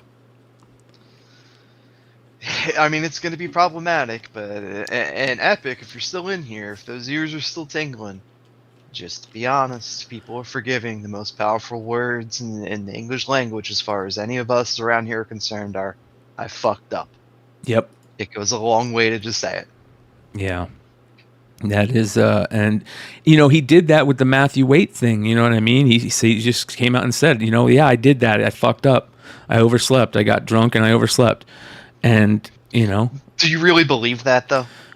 Yeah, because here's what I do believe, and this is why I believe it, because I talked to somebody who was there that basically Matt had to use somebody's table instead of the table he was supposed to get, and I heard that from this, so I believe it, and that was the best thing that you can do in the situation. If you fuck up, come out and say you fucked up. That's just that's life in general. So it is what it is. Let's God, it's so hard not to steal. So much fun. I know when you go over to like Nate's house, it's like kind of like I just gotta load up my bag and get out of here. And yeah. There was some other things that I was thinking about talking about if I can find it.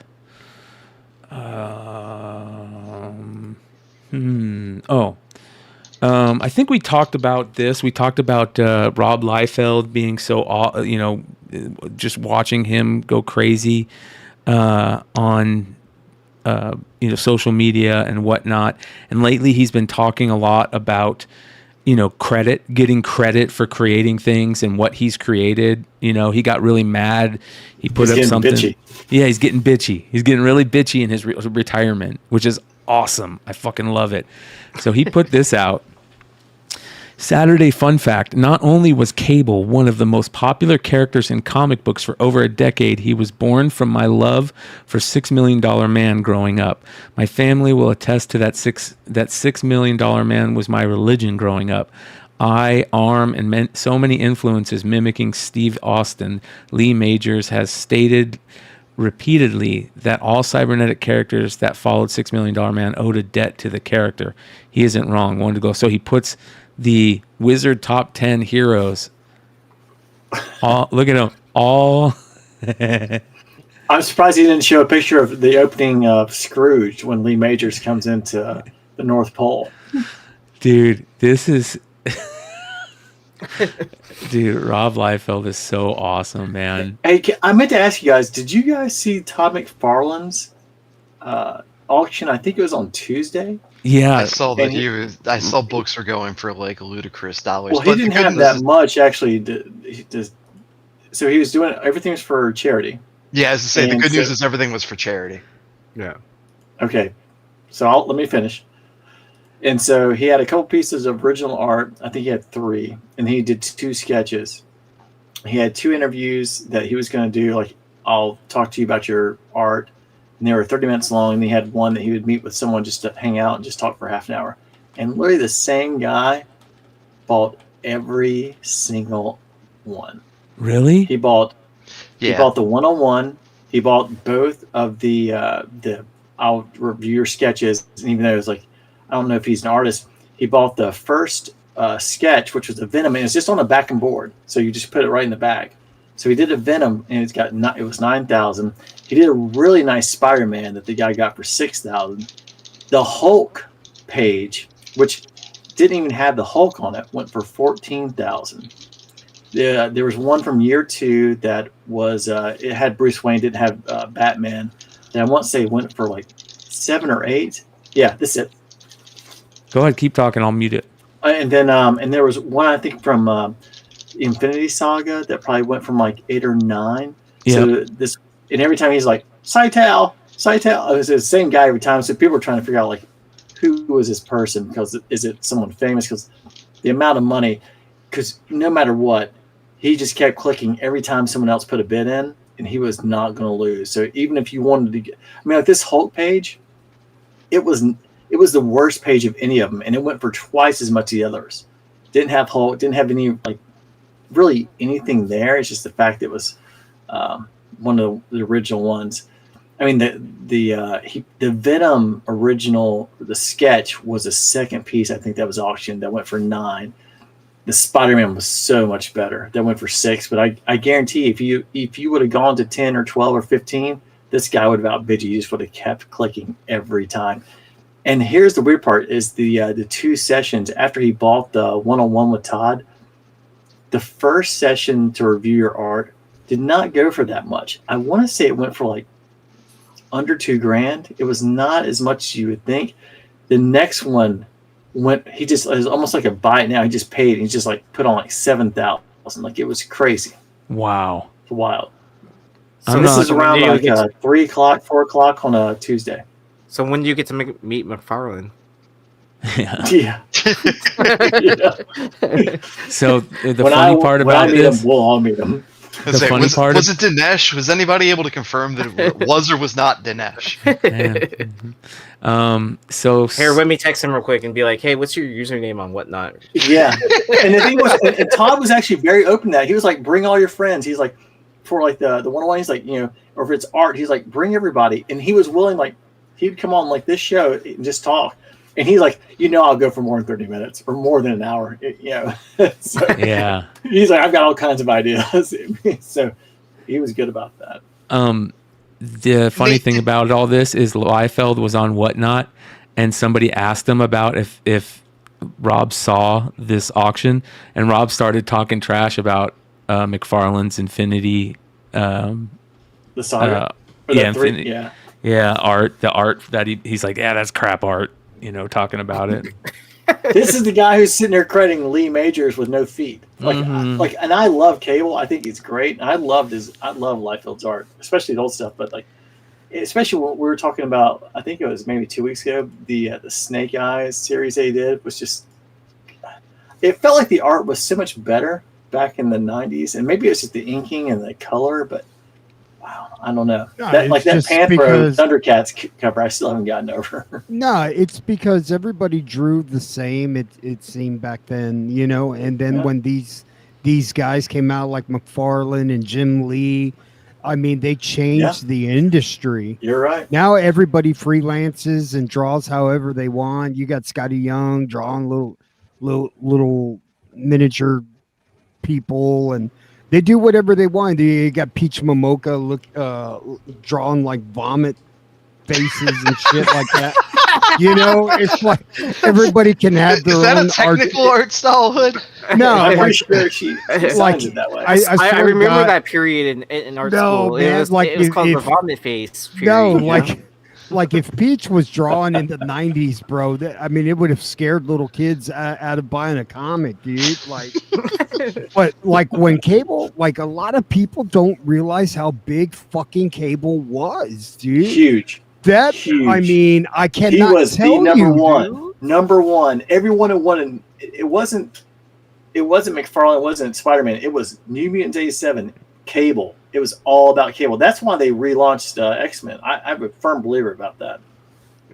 Because Well, I at the end of mean- New Mutants, 13 issues in, like it was all about starting X-Force and then letting X-Men start, but it was all about Cable. You know, Well, if even when Rob we were doing wasn't the- such a dickhead, he would be one of the most revered artists in the industry. Yeah. But he can't help it, dude, because imagine if you're like 18 years old and you're being called a prodigy and you're hanging with Stan Lee and Stan Lee's calling you a prodigy and just, you know, you like coming out on David Letterman and having a Levi And those jeans 501s. commercial, man, and doing commercial with Spike Lee and like, Yeah. you, like nobody had ever seen anything like that. You know, it is, and I don't think it'll happen again. Like, it's wild. This guy was buying cars and like, I mean, he was a rock star, man. I mean, you start the movies they make right now, like Madam Web and all these other ones. You want to make a movie, make the movie like the VH1 behind the music, like of McFarlane, Oh yeah. Liefeld, and all those guys coming up through Marvel and then starting Image. That's a great movie. That would be awesome, right? Dude, like Yeah. the casting would be cool. Like who would Yeah. play Liefeld? Who would Liefeld will play Liefeld. Make no Yeah. mistake about it. Yeah. He just dyes hair. His Yeah. hair ain't changed. And he had his dungarees on. Yeah. He's got He'd that have his weird, like, jean pixie shirt on, kind like of he wants to haircut. be from Canada, so he can have Yeah. a full, like, jorts on from top to bottom. That's But you know, awesome, it's dude. amazing. It's amazing how much DC and Marvel stole from each other. Yeah. Right? Like, I mean, like the Wade Wilson was just like theft. Eazy-E from hung out with Deathstroke, Rob. man. Huh? Wonder World Comics Well, do says you- rappers hung out with Rob Liefeld. Eazy-E hung Oh out yeah, with Rob man. Liefeld. Eazy-E, Yeah. yeah. At Do you guys Golden remember the Apple. Heckler series that came out by DC and it came out in like 93? They were trying to mimic Deadpool and it lasted 7 issues and it was Yeah. Keith Giffen did it. Again, Well, it's just like NFL. You have a good idea, we're going to copy it. Well, it's did just you- like what do you call it? Winter Soldier and the Red Hood. The anti-hero Same kind of ex-partner concept. dies and then comes back, and like, so DC had said we're going to do this crisis and it's going to change the game, and so what did Marvel do? Marvel went and did Secret Wars, right? So I mean, like in the industry, they steal each other's ideas left and right, man. I mean, The funny part is even when you said like those characters, if you think about like when they came out, Bucky and Robin, Mhm. It was the same thing, man. Sidekicks. If you got, And it was they got funny, they sidekicks, came we out gotta have within a sidekicks. month of each other, those two, So, right? So them becoming the anti-hero hardcore and I want revenge and Well, do you remember when we used to look at the Wizards? Like, it even said like New Mutants 87 was like the book to have compared Yeah. to like Yeah. 98. And then the other point I was gonna make was, you know, we can talk shit about Life all we want, or Liefeld, whatever you want to say. Liefeld, that's the other thing. Yes, it's Liefeld. 100% Yeah. Liefeld. Yeah, he'll never be accused of using AI art because like Oh yeah. yeah, The AI would 12 feet. Yeah. That's where you feel safe. With life build. You're gonna non-AI. Non-AI art. AI would not know how to do it. It would just it would blow up. Can you draw Rob Liefeld? No. He's kind of one of the things that it kind of gets back to sports cards. Like when he had the CGC signing, if you look at McFarlane's signature, it's so clean, it's so easy. Mm. Even like Jim Lee's, I know it's Jim Lee, but Liefeld is such shit, and then you have to pay extra if you want that little scroll. And I'm like, for someone who's so proud about the stuff he created, make his signature where people actually fucking read it. Yeah. I'm gonna pay for the Deadpool balloon. I don't know what you're talking about. All right, let's Nate, let our boy Nate, I got David. a quick question for you about that McFarlane auction. And maybe I was just out of the loop. Did you win it? Because obviously it was me. No. Well, go ahead and bring him on. No. Did you see advertising that auction was going to happen at one point? I literally I was working, and all of a sudden, and I never really paid attention, but I do have the whatnots for Todd McFarlane flag. So if he goes live, so I popped in, and when they said the charity auction, I'm like, let's just see what he's got. And he didn't have that much stuff, but it lasted a long time because the damn bidding went on and on and on. So I saw Bolo post something a few hours prior to that auction, and was a link to like a CBR article, but up to that point, I hadn't seen anything. Like there wasn't anything, right? No, it kind of blew my mind that something that big for such a cause, you would have thought that people would have been screaming from the rooftops that such a thing was going to happen.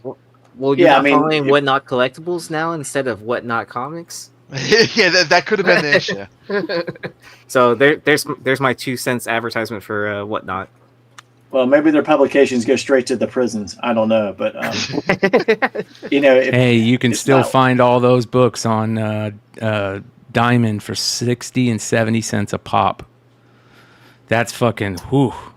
All right. And Jeff, I think I watched, and just so you guys know, I think it seemed like it was always around like 1,000 people. It dropped down to like the bottom part I saw was around 700. It always stayed around 850, and the max around like a little over 1,000. So, but it didn't really matter because there was one guy and he was taking everything home. Yeah, and that's kind of what I figured was going to happen anyway. I popped in and just to watch, see what was going on for a little bit. But yeah, it was strange to me. Like something like that is that's a big deal. It's a big event. Huge. Yeah. Well, especially if it's a charity event too. On top of that, if he's got if he has OA and he's going to do sketches, I mean, I would think. Hey, it's much better than eBay Live will do. It's much better than what eBay Live would do. So, right. Yep. eBay Live don't spend any money and don't do any pushes for any of these big artists. It's weird. So, all right, let's let David Lee Roth sing us out, ladies and gentlemen. Can you hear me out there? Hey, man, don't be squirting water at me. I'm gonna fuck your girlfriend, pal. All right. Every time I hear that, I think of Joe yelling that to the crowd. I want to say thank you real quick to some people. So the channel just had its 2nd birthday a couple days ago. And I want to say thank you to all these guys on the channel with me right now. I want to say thank you to all the guys that have been on this channel with me. I want to say thank you to all the people who have watched this channel, all the live viewers in the chat right now that have supported this channel. Thank you so much, you guys. Not only was it the 2nd birthday of the channel, we hit 2,000 subscribers.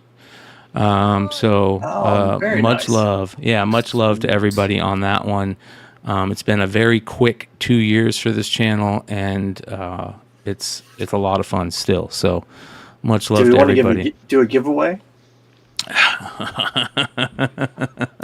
Or dude, I can grab something. But if we don't, we can do it. We could do a giveaway, bro. Let's do it. All right. All right. Hold on. We got to find something good. Let me go to my sock drawer real quick. Hold on. Oh, not that good. Yeah, go to the underarcher then. Gaga. All right. So yeah, much love, you guys. We hit. Shit. Hold on here. We hit. Yeah, 2,000 subs, and yeah, man, it's pretty cool. So Should on I our sub up to 2-year the anniversary. channel, Brian? What's that? Should I? You're sub blocked, up to the motherfucker. Yeah, you're blocked. You're blocked. And at the same time, you guys, we still get all 90% of our shows demonetized. So let's hear it for YouTube Nannybot and every demonetization that Here we you do go. on this I was supposed to channel. give this away a long time ago. Let's give away this. This Oh hobby box. shit! You want to give That's away a 20 hobby Wait a $20. box? minute, Not Aaron. How much you want for that, bro? I got it for free. I was supposed to give this away a long time ago. So shout out to Rip and Wax, Chris. Yeah, send it to me, bro. How much you want? Yeah, Hey, drop it no, off at no. my house. I Fuck want to these give. people. I bought a box from him, and he gave me this for free to give away on the podcast. I want to give waiting to have him on. a big thank you to AOA. So as a matter of fact, we're just going to send one of these things to AOA. We're going to send some stuff to AOA. AOA has been absolutely amazing for this community, amazing for this channel. He's always, doing great stuff. So AOA is a big part of this, of all these channels doing so well. So, all right. Dude, open that on the show. Yeah. Whoever wins it, if you got to come on and whoever open wins it. If they want me to open it, I'll open it for them and like sleeve it all up and send them some of everything. But I'll let the winner decide, like if they want. What do you got there, Nate? What do you look at this? Star Wars 1. I got a couple of these. Is that the one I pressed for you, bro? You better not. And it's clean. Red Hood. You know what we're going to do with that, Nate? We're going to give that to Hey, let's see. AOA. Look at my little stickers. Yeah. Turn it around, Nate. Look at that. That means it's AOA. Certified. official. Certified.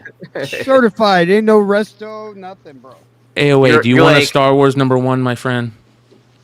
Just say yes, and it's yours, and then we'll give away a couple other things. We got cards we'll give away, and So what are we gonna do when Epic wins the giveaways? we're gonna send it to him, and he's got to open it. Yeah, he's got to message me for his address. I want him to give it to the grader. I've got one. We can give away this Marky Mark and the Funky Bunch. Oh my God, Oh, bro! with a little bit of way better. warm it up, Chris. No, I'm no. about That to. is so Warm it up, good, Chris. dude. That Oh is my awesome. God. Look at those abs, bro. Nah. That's Bob Lee Swagger from All Shooter, right. bro. All right, we definitely we got to give that away. That's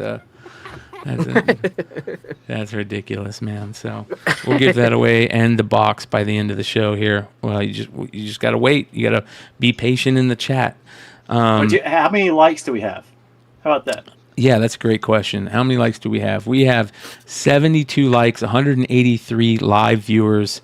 Let's get to 100 Gotta be likes and we'll do a 150 likes. giveaway. And we'll give Gotta be away 150 a rookie card tonight, maybe. Look at So. little Wade Wilson rookie. Yeah, No, I look want at- the Air Oh. E rookie. Well, does that predate the card that was given away in X-Force 1? I don't think so. No, but this is Ryan Reynolds' first appearance as Deadpool. Oh, okay, I'll give you that. bro. Get that thing, The graded best part at about the PSA, whole brother. movie is when he's in the elevator. He's like, "I love the green. It brings out the seriousness of the situation. Would you shut up?" Hey, do you guys want to Oh, see yeah. something super cool? Look at this. Muscles. Look at this fucking guy, man. Mark's Vintage Toys. Look at all, I want these things to display them. That's crazy. So all you remember that market report where that person bought all the raw ones or whatever, right? Uh-huh. Yeah. That's what this guy ended up doing. Look It's at like so this criminal. got me down a rabbit hole, and I found this guy. Look at this guy. This guy. Look at all those Oculuses. All the Oculus Mad Balls. All the hand. The hand is my favorite muscle, and he's got So all Brian, I of was going them. to tell you the cases for the muscle men. It's not the problem. It's that how you're actually pinning them in. Yeah, you can't get them to stand. Right. So it's almost like, depending on the background, you'd have to put like push pins in, or different things to kind of keep them level. Double-sided tape or But something. once you get them in and hang it, you're good. But it would take a lot of time. So that's what super glue is for.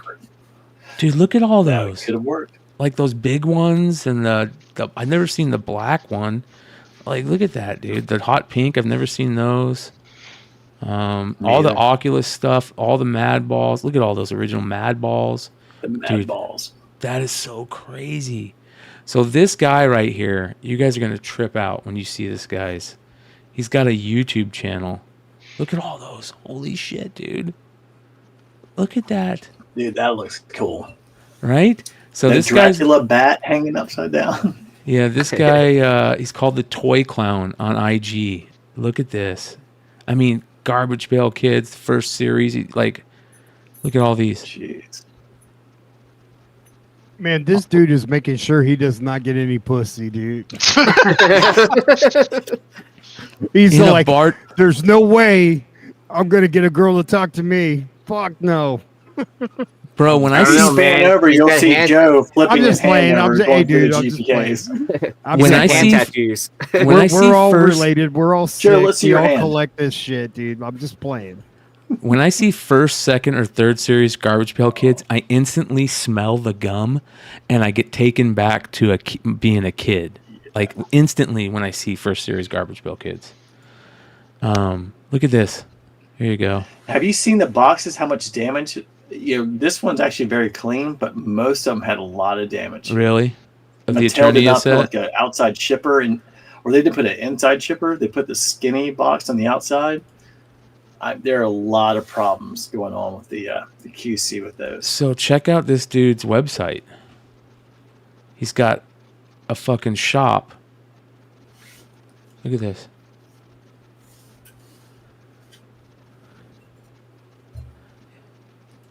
So go check it.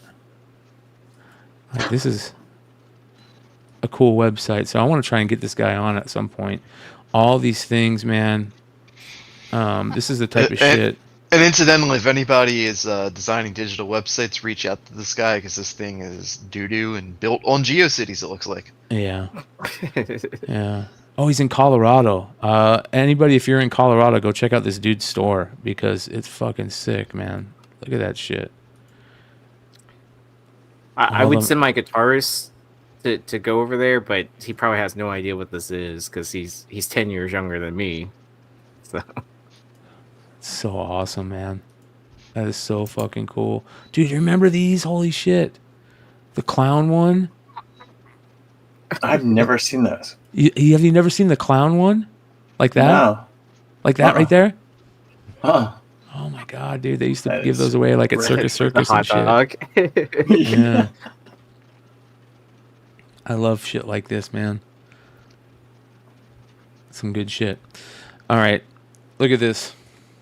This is crazy. Super Is that my mom's Nintendo. checkbook? Dude, She this just is sent me a check. I haven't gotten it yet. Dude, this is a check. $6,978 paid to the order of Franz Lithographic Service. This is the check that paid to get the star cards printed. Wow. From this, look, it says right there, the Star Company, right there. September 20th, 1984. It's Oh, that's PSA kinda cool. graded, right? That Yeah. that's such a major thing. Holy shit. I still think there are a lot of people who don't understand what star cards are. Yeah. Well, it got made. The Star set got made. The 84 set got made, right? It's not even just that, but like, you remember like when Griffey came out? Oh, so I meant to show you guys. I think I showed Yee. I picked this up the other day. $15. And it's Kiss my ass, Nate. Damn it. Oh yeah, The Star we were at the set. show. Yeah. Yep. it's all the strawberry star cards. Yep. Yep. No, I remember Damn that. it, dude. You were real quiet about that, Nate. No. It was funny because he was buying two things from that booth or whatever, and he was asking this nice old lady, like, "Hey, can I get this for $35 or whatever? And she's like, oh, let me go check with the owner. And then That's like you're sleeping with them, right? The guy comes over and he's like $35. How about $30? Or something like that. Did they make it good and right? Did they make good and they had to have. So I got the 88 score traded and that for nice. $30. Check this out. So this can make this is Look crazy. at that. Yeah. I've always wanted the set that came, the sports set that came with the Doc Gooden card too, and we'll talk about that in a second. But this is kind of cool. Scott Cunningham photography. Yep. Check this out.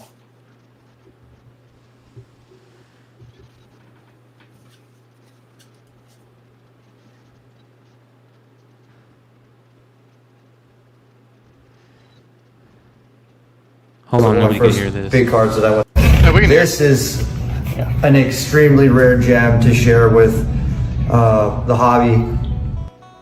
With a PSA 10 auto grade. Michael Jordan auto grade right there. Most of you have seen the Nike promo card. It's much smaller. Those are one of my first big cards that I went to go buy. It has all the stats right here, just like what you see on the smaller promo cards. It was produced by Nike and was a promotional piece that you could get your hands on in more limited quantities. The one underneath is like a secretarial autograph. It's not MJ's true autograph, but it was like a fan auto that they would do for people that would send it in.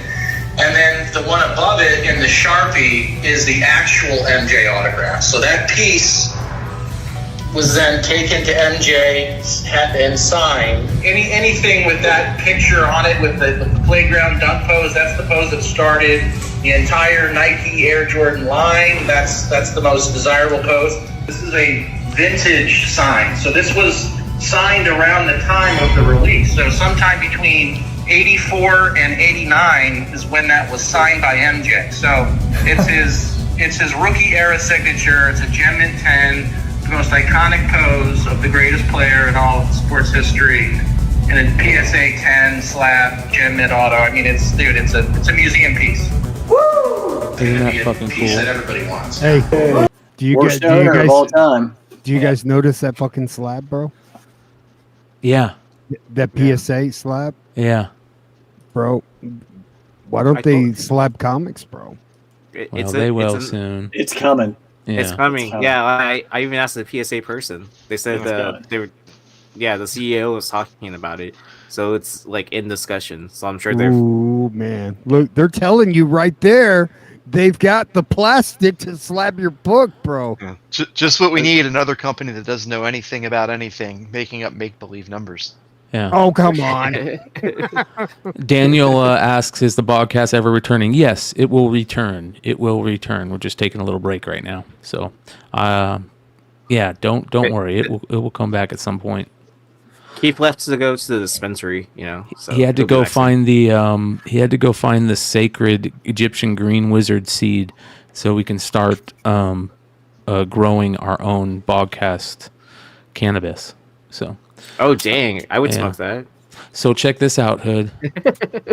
This is the guy that does those PSA holders that you love so much, right? The mint stuff. He gets a PSA graded unopened pack of the Nike promo pack, and he takes it to a NBA game and he opens it. Check this out. Wanted to open one of these sets for a long time. It's going to be a fun night. 1985 Nike cards here at the Blazers Bowl game. There's the good one. There he is. I've always wanted one of those, and I've never. That's sick. He just picked it. That is awesome. That's like up there with I've been wanting the to pull this card for a long time. You picked the right game to open. Yeah. Right? Isn't that crazy? 9.5. And this is the guy, if you guys don't know, we've talked about these a lot on this channel. Oh, yeah, dude. This is a game changer, bro. Yeah. Big time, dude. This is a game changer. Look how good those are, man. They are awesome. Yeah, that looks really sharp. Yeah. That's taking the cards to another level. You know, Wayne but Gretzky has been similar to liberated. what- He's going to be ready for his I mint. love what Aoki showed when he bought those 1-on-1s or the Star Wars, like the Luke sticker. Oh, out of yeah, Heritage, dude. those Yeah. cases. That's what I was comparing to the watch cases, like Patek Philippe. Just Look how good those incredible. They look so nice. But I mean, to be able to carry that around is Eric Davis. Oh, Gary so it's like a Larkin. one touch, huh? Yeah, you could put That's put raw cards and graded cards in them, and they have like a light and they're magnetic. They're badass, dude. You can stack them. On the side, you can put who the player is. as soon as they were showing those They're first, worth you got to be hundreds. magnificent to be that way that they just clamp on. Yeah. Mm. So I don't. Go ahead. What's it called? Customs. Reclaimed Customs. By the way, you guys, that's Emmett. He's in the Discord right now. I'll drop it in the chat. Who is that? Is that Emmett or is that? It's me, Emmett. Okay, yeah. All right, Be Emmett and protected. Brad are We in chat. decided to really take on the counterfeiters. Let me find this Reclaimed Customs on IG. That's what kills me, by the way. Is like you look at shit like that, like we were just looking at, and you look at all the slabs that everybody's cranking out, and you're like, why doesn't somebody just do better? Just why? Yeah.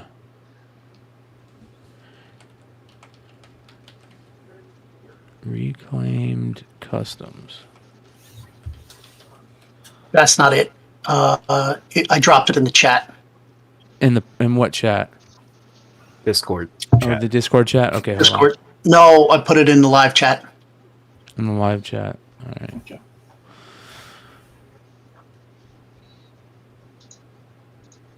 I don't see it. Oh, there it is. Oh. No. Do you see it? Am I just not seeing it? Well, you can't post links unless he's a moderator. Oh, yeah. I Yeah. won't let him. Won't Oh, let him post yeah. links. Yep. How do you spell it, Emmett? It's all one word, just like Reclaim Customs. Oh, Reclaim Customs.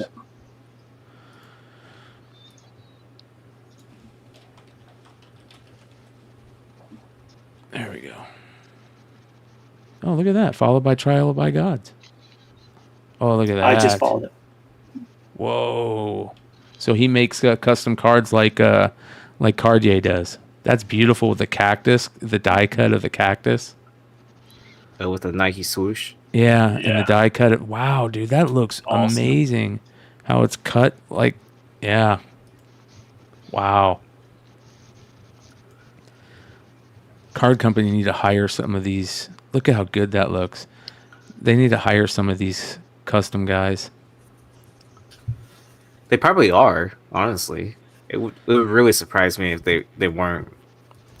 I hope with Fanatics,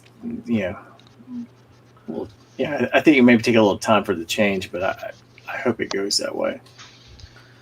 I always That's a beautiful worry. card. So the one thing with me with Fanatics is like, if you look at everything they touch, quality is downgraded almost consistently. Have you seen the new jerseys? Like Yeah, baseball the small jerseys? letters. Yeah. Or even the patches and stuff like that. They The look like players say the quality of jerseys is better to play with. It's just that those are the problems, like the letters and the patches. So, yeah. I constantly worry, and the thing with Fanatics is like they're scooping up every company Everything. and every organization. Everything. And my God, they just picked up WWE stuff like 4 or 5 months ago now. Oh, that doesn't surprise me at all because WWE left Panini. Yeah. Yeah. And then there's a bunch of like unfulfilled redemption autos, right? From certain wrestlers. Yeah. Hey, I want to. You can send that guy cut signatures, and he'll put them in a card. It's pretty badass. Yeah. Oh, that's that's really showing cool. that Cubs uniform. That's cool.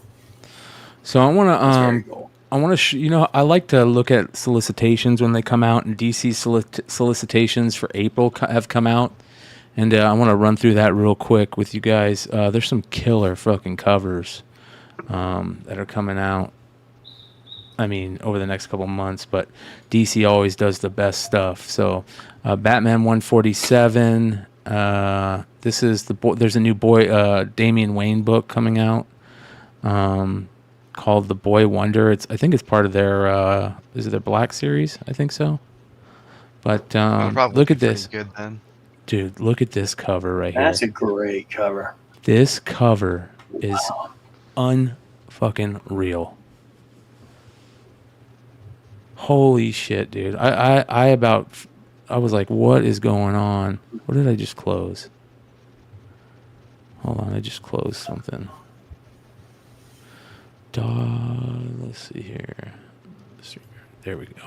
I apologize. You guys are going to hear me jump back into StreamYard here. This is for Detective 1085. Fucking beautiful, man. Holy cow. That's just so good. Fuimara. It's a 1 in 25 too, which is perfect. Sebastian Fuimara. That's going to be a fucking hit and a half. So, the Batman has returned, but his city is no longer the home it once was. A sinister order now governs the shadows of Gotham, an order so precise, so methodical, that there is only one thing that could combat it. What is this one force, the singular thing that can undo order? Even if you were told, you would not believe it. In fact, you may think it's a joke. Fuck, dude. That is just amazing. Great job putting that as a 1 in 25. Great job. Oh, so they finally picked the right cover? Right? How many years did it take them? Are any of you guys reading Batman and Robin with the whole shush storyline?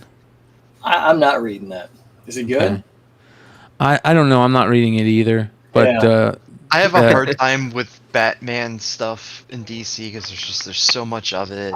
Yeah, I can do Batman and Detective, but it just it can explode real quickly if you try to read everything. I feel like it's the X-Men conundrum that Marvel has, where there's 9 bajillion different things and tie-ins. Yeah, that's true.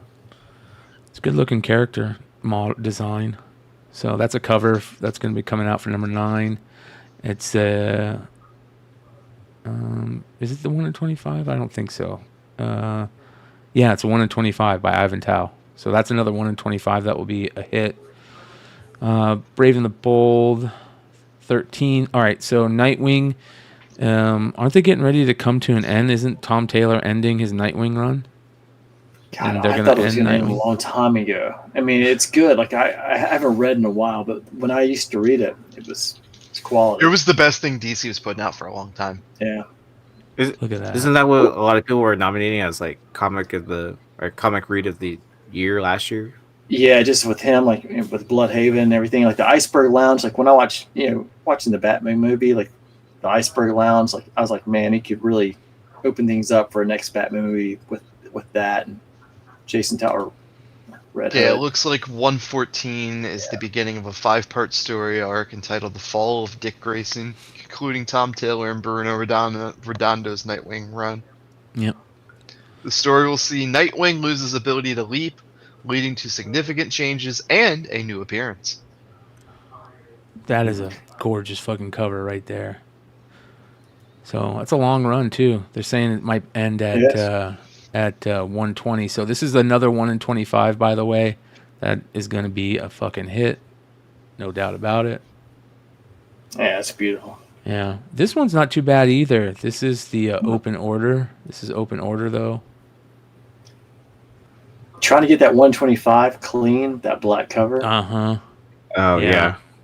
Aaron Campbell did the DC's print 125. quality is usually pretty good about it, though, to be honest. Yeah, I mean, it's just if you can get it, it's just even better. Are they still using that thick cardstock and stuff like that for their variant covers? It's a little bit thinner, but it's still a lot better. Better than what it... okay. Yeah. This is a Elizabeth Torque 1 in 25 for Poison Ivy. That looks dope. Yeah. I about to say, Brian, you gotta love that. Look at the skulls. Skulls and mushrooms, brother. Yeah. It is like a trick. Yeah. So I really like that one. And then this is the Open to Order Frank Cho, which is nice. Gotta love a Frank Cho. That's cover. pretty. Yeah, it's gorgeous. It's like a playing card or Yeah. tarot card. Yeah. Yeah. And then the Jessica Fong regular cover is kind of crazy. Look at that. Damn. So, and then this is the open to order Johnson cover. Interesting. Dead guy It's in the not bad. background. Yeah. All right. So Harley Quinn. This is the 1 in 50. I mean, 1 in 50. That's going to be a hit. People are going to be going crazy for that. Some It's like an serious Archie variant. vibes on that one. Yep. Oh yeah, big time. And here's the 1 in 25. I don't like that. Fail on that, but If you're everything doing else 25 is and very, 50s, they got to be better art than. yeah.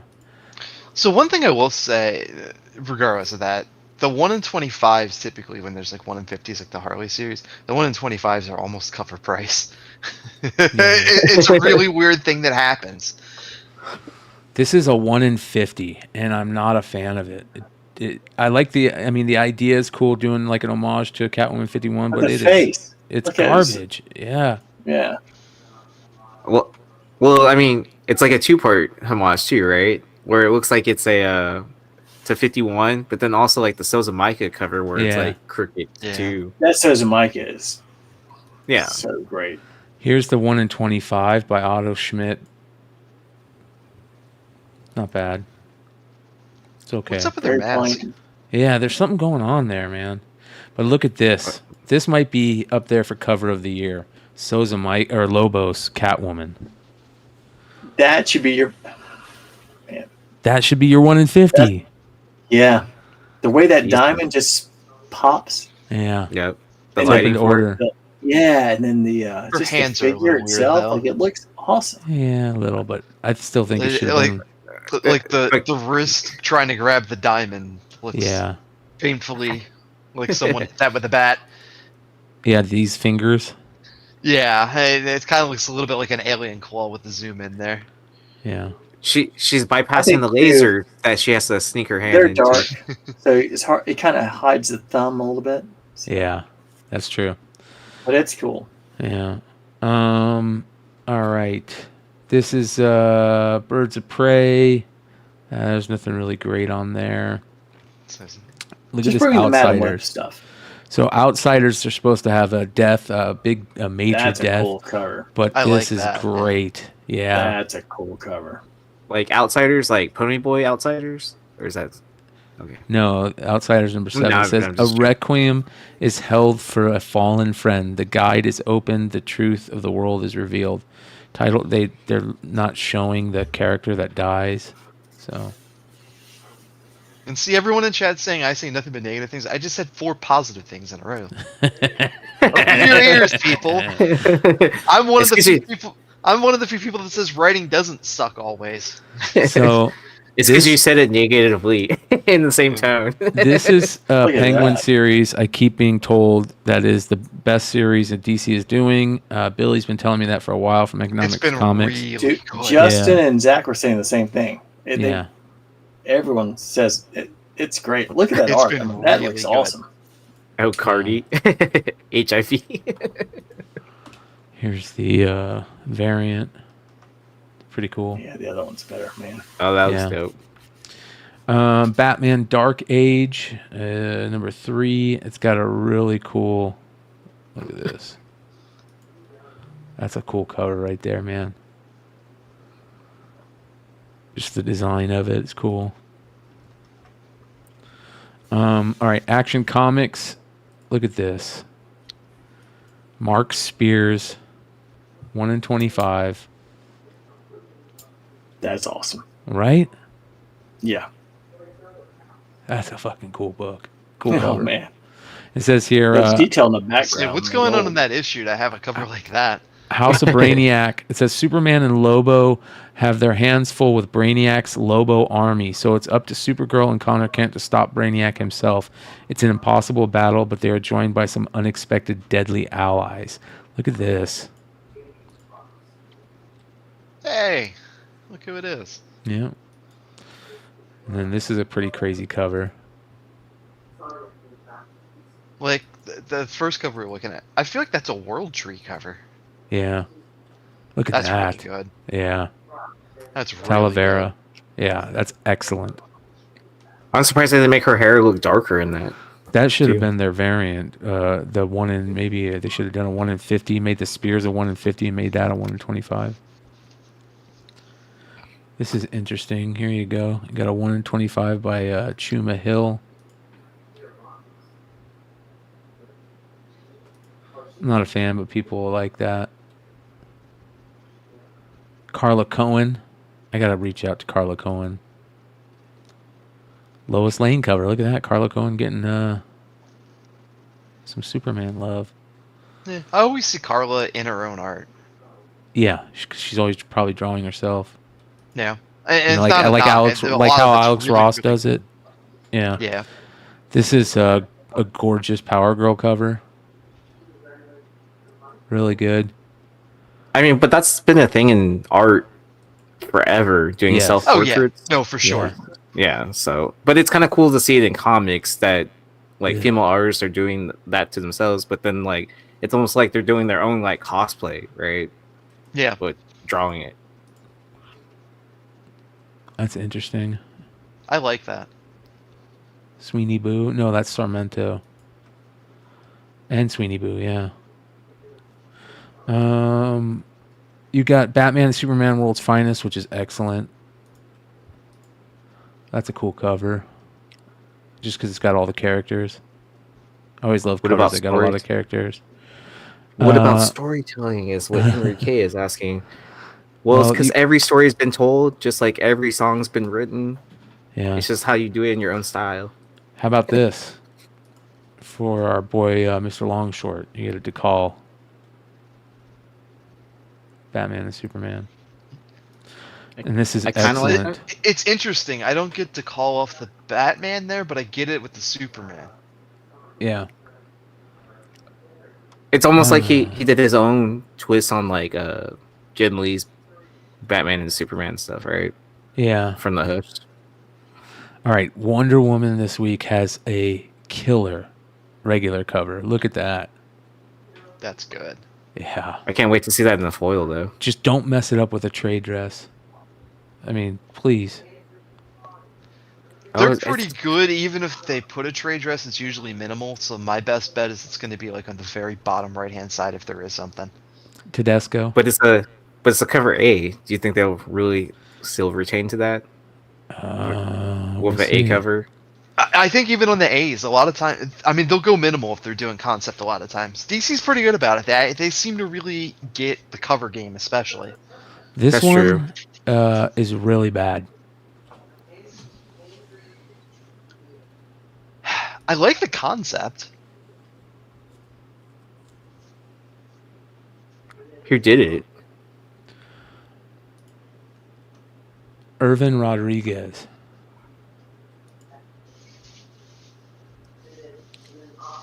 I like the background. I don't know about the face though. Yeah, that's what I mean. I like the background. I like the colors, but yeah, I don't know about the face. Yeah. But I like everything else about it. Yeah, like everything but the face. It looks like a cosplay face. cover. Yeah, it looks like a cosplay cover. I think part of it too is like she doesn't really visibly have a neck in that art. Yeah, yeah. This John Jiang, and I love John Jiang. He's a great guy, great artist, amazing. I just don't like this one. I think it's the face of Flash, and I don't know what it is. But this will be a big cover. It's moving too fast for you. Yeah, it's the teeth for me. It's the teeth. Yeah, I think you're right. If he would have had a mouth like a closed mouth or something like that, it would look better. But John Jiang's amazing no matter what. So, all right, Green Lantern 11 has got some beautiful covers. That's gorgeous. Absolutely beautiful. That's was that Dave Johnson? Yeah, Dave Johnson. And then I mean again, Dave Johnson with that poster, that propaganda poster look, right? Yeah. Oh yeah. It just needs a burrito on it or something. And then there's this one. This is the 1 in 25 by Ian Churchill. I'm not a fan, but it's a good art. It's really good art. What's up, guys? What's up, Dennis? You in the chat? I'm in the Discord, ladies and gentlemen. I figured out how to log in, and I'll hopefully figure out how to log out. No, man. How you doing, brother? You can always get your daughter to do it 3 days later. So. Yeah, give or take. Look at this. This is open order cover War Journal. I like that cover. Yeah. But I think it's just like this cosmic background. I think that's what it really was. Yeah. Let's see here. Suicide Squad's got a couple of King Shark covers. Boy, Batman. can we get a comic drama alert update on the state of that video game, by the way? What it had video? less than 1,000 concurrent players on the new Suicide Squad game. Really? Yeah, less than 1,000 concurrent players. Well, people hate the storyline, right? I think people hate everything. At this point, I think I've heard complaints about everything, including when the first release day of it, you would open up the game and the game would just autocomplete. Yeah. The game would just autocomplete? Yeah, How does that so work? as soon as you launched the game and it logged in, it would give you a 100% completion. Yeah. Yeah. All right, Dennis, we got you in the Discord. If anybody wants to also call in on the Discord, you're more than welcome. Flash. Or if you want to see what Dennis is eating, yeah, join the Discord. There's you got a Flash Strange Attractor. Dennis, your pizza looked delicious the other day.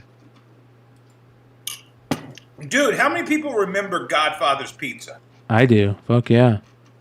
Dude, it tastes exactly the same as 40 years ago, dude.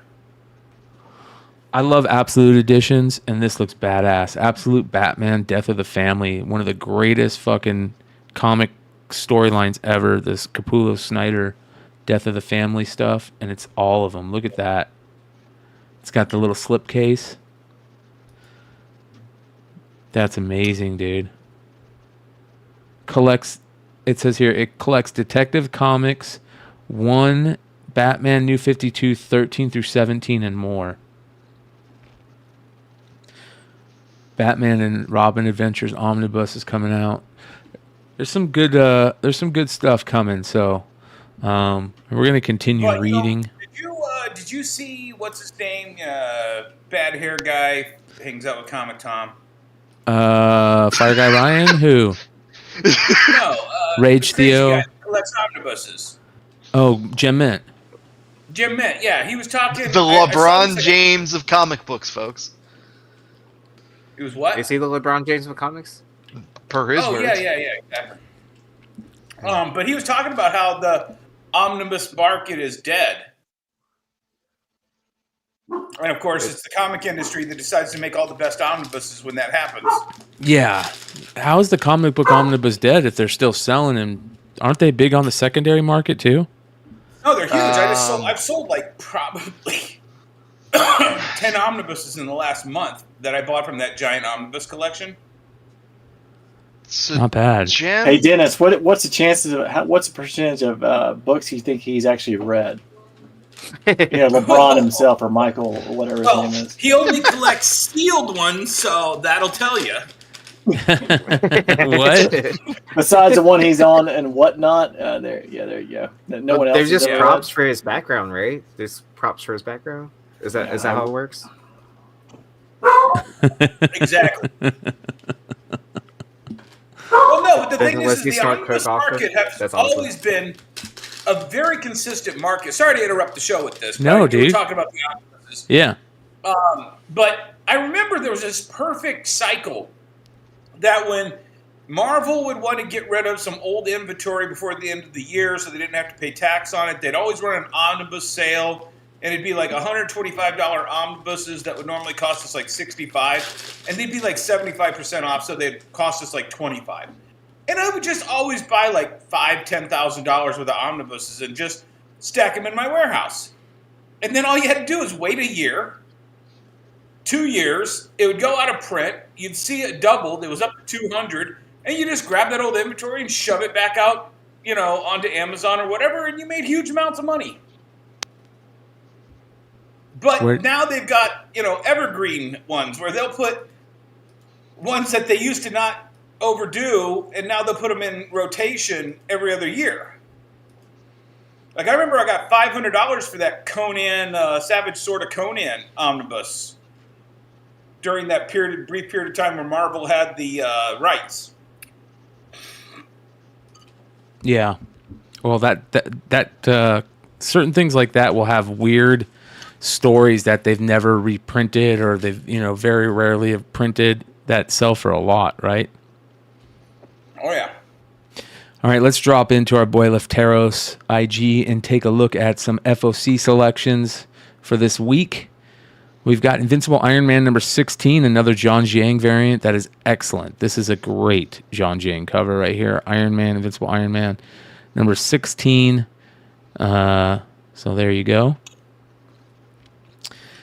You've got Star Wars High Republic Adventures Crash Landing number 1. First appearance of some new characters. It says here, Leftero says, I know there will be at least 2 first appearances in this one shot, and worth grabbing for all Star Wars High Republic fans. I mean, it's a Star Wars High Republic. You can just assume there's like 97 first appearances in every book.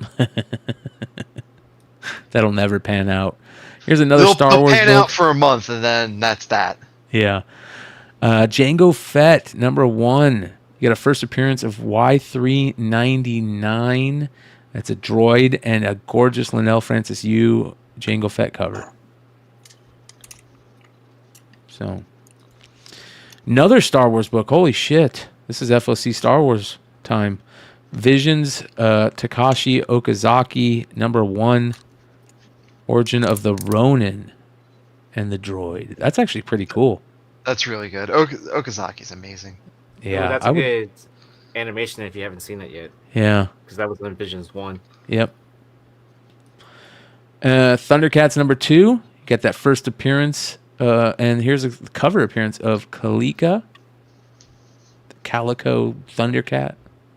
There's the Declan Shelby cover. Justin, it is getting adapted, I believe, Summers, with their tagging for the Accolade, and it's going to be based out of High Republic. So stuff's coming from it. Who knows what or when, though. Huh. Next we have got Ultimate X-Men number 1, the second printing. Before the book even comes out, they're going to do a second printing. They announced. Didn't they already announce a third printing as well? Yeah. Stupid. Second printing on FOC over 2 weeks prior to the release of the first printing, says Lefteros. Says you got a Peach Momoko cover. She's also doing the writing. So that means order enough to trigger a third print, right? Yeah. To trigger the 1 in 25 third print. Here's your Capullo Web of Spider-Man cover, which is kind of weird. Good Capullo, but that spider hole is kind of weird. I'm friends with Greg. I love Greg. He has to be dark to get it on, man. And Spider-Man is just too light. Mm-hmm. I would love to see Capullo do a black Spider-Man or a superior Spider-Man, but I just can't get it on with Capullo doing bright and cheery stuff. Yeah, it's a one-shot that will lay out characters and stories coming up through early 2025. Wow, that's interesting. That will definitely be worth checking out. Greg Land art, another art thief. Is there a 125 on that one? I imagine there is. We'll have to go take a look. Because we are going to look on our boy Billy's page. Early 2025? Yeah. Look at this. Deadpool number 1, Inhuck Lee foil variant, and Javier Garon vampire variant. Yeah. I like the vampire one. That's awesome. The vampire's great. The other one looks good, but yeah, they're both great. Supposed to have a first appearance of a new villain, so. Yeah, I mean, that's a Marvel foil as well. It won't look good. It'll be too dark. Yeah, you're right. Their foils are doo-doo.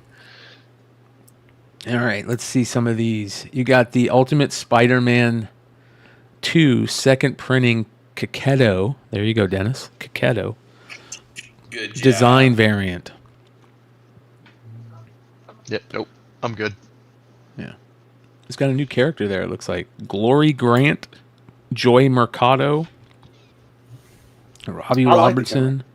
Yeah, I like the certain design variants. I don't have a problem with it because I like how this one has color and it's got black and white of the other characters and the different heads, so it's not the same thing.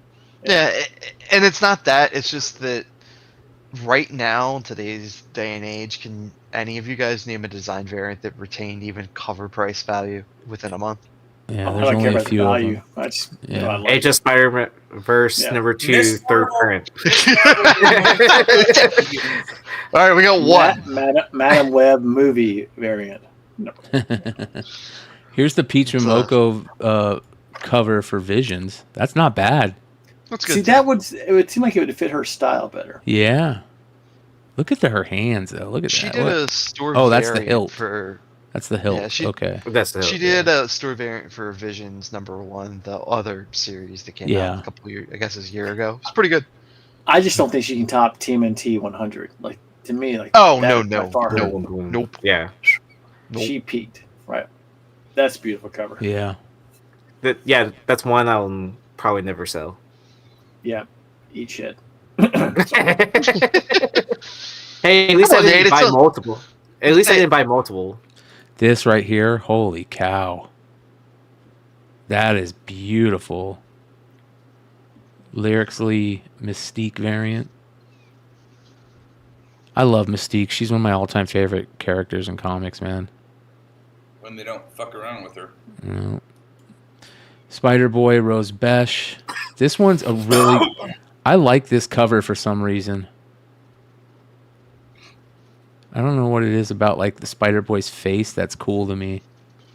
I just don't care about Spider-Boy. I think he's completely irrelevant, so I think that's actually fantastic.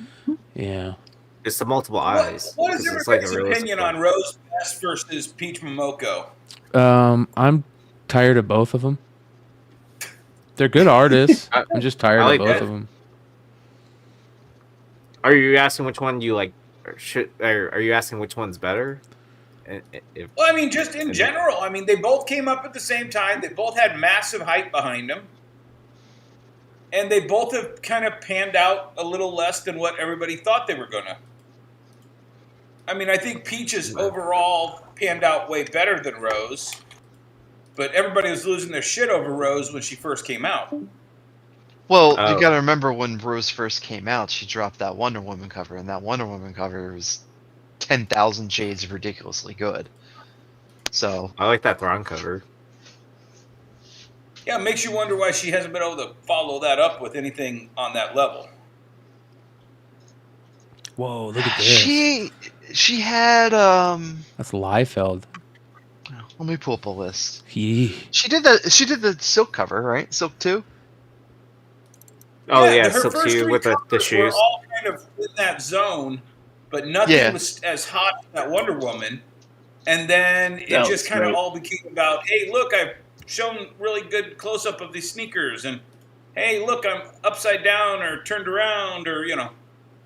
It just seemed like it wasn't as, I guess, spontaneous of a reaction to the rest of her work after those first 3 books. Did you guys hear about the Poison Ivy Adam Hughes book? I'm gonna take a quick moment. Where they added something or another? Yeah, this is kind of crazy. Check this out. This is nuts. I couldn't believe it. And Dennis, I thought it came out last year. I thought the Rose Besh Captain Marvel Dark Tempest #1, that cover was really good, but really slept on because everybody likes to take shits on Captain Marvel. So, DT posted this on IG. Why am I not following him? It's weird. A recent post on Adam Hughes' Patreon, DC asked for a Poison Ivy cover from him, so he did this one and submitted it. DC asked Adam to place a costume underneath the ivy at her chest and thigh locations. Hughes respectfully declined and stated that the ivy is her costume. DC did not choose to use the cover as is, and unfortunate because it's fire. Look at that. Yeah. That sucks, Which is man. funny because if you know your history, the same Warner Brothers went in and digitally made Harley Quinn shorts shorter for Suicide Squad. Yeah. You know, it just Doesn't make any sense. nope. You can sexualize the character, but not too much. Yeah. Yeah. Wasn't that like the second one that they did that with? I think there was a Superman. They did cover. It that. was like a Lois. They There's a did that Lois with Lane. Oh, okay. I know they did that to him on his Harley Quinn cover that they put where they put the panties on her, right? Like she didn't have them originally. The one where she's in the mental asylum room. Oh yeah. Yeah. The Adam Hughes. Yeah. Adam Hughes Harley, where she's all in the padded room. That first one. Yeah, because you can get the German version that has the no panties, right? Damn, Mark Brooks can make that cover look good. You know what I mean? Like, holy shit. That makes me think of Ozzy and Sabbath. Right? That's like, who would have thought that somebody can make that version of Iron Man a headshot cover look good? And Mark Brooks can do it. I like to see Mark Brooks do the cover of Quiet Riot's first album. Oh, that'd be cool. I got some Mental Health. cool stuff to tell you after the show, Nate. Remind me about that. All right. John Jang. Oh, it might have been Lobos. It might not have been Hughes. Oh my God! Look at Oh, yeah, you're talking about the panties thing. Yes. Yeah. We talked about it on Long Story Short, where we have both those covers going back and forth. You got a Usagi Ojimbo #1. Finally make it out of the frozen bring up mountains. the slides if you want me to, if we want to go down that rabbit hole. Look at that! Holy shit, that's a good cover. I love that version of Storm, the punk rock version. Here's another good Moon Knight cover. I'm going to be very interested to see how that plays out. They're reprinting Secret Wars #4 and Amazing Spider-Man 254, which is kind of weird. Oh. Yeah. Did you guys hear Trevor Bauer might sign with the Tigers? Really good. He needs to be playing baseball again. He got screwed over. Oh, yeah. Here's that book. Look at this. I see what you're talking about. Yep. Isn't that badass? She's Look kicking at off his Jing face Ford. mask. Yeah, it's especially too if you know like how the figure came. It had a separate part. Yep.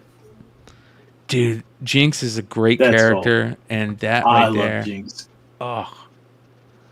So this is the third printing for 302. Damn, that's good. Let's see here. I might be missing some, jumping by some of these. X-Men 97, Wolverine Mad Report Knights. You're doing the Mad Report stuff. Look, here's another Mark Brooks. Beautiful, gorgeous. He's amazing artist. All right. There's another one. Look at that. Jesus. Who's that? Crystal. Oh, okay. Yeah. Character you don't hear a lot about. Deadpool Mercado. Look at that. That's kind of crazy. That's a very interesting design for a cover. I like it.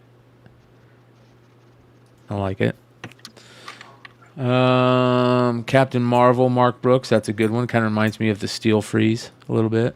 Oh, look at those freaking Thundercat figure variants, man. Those are sexy as shit. Oh, yeah. Like I said, the book is killing it, Thundercats. That first issue to be one per at Midtown is just unfucking real to me. Yeah, they're doing a great job, man. It's dynamite. Because you know Midtown ordered a bajillion fucking copies of that book. But they were returnable, right? The number Yes, ones? I think so. Which didn't But sell? I mean, it sounds like they're all selling to me. No, it's Yeah, great. yeah. I'm still waiting for my one foil to come in. My Nakayama. You know, 180,000. I was watching that show when Nikki was talking about that. 180,000 is not a big number. I mean, you got to figure Thundercats #1 was probably $500,000 to $1 million when it came out in the 80s. And Yeah, those but books aren't everywhere.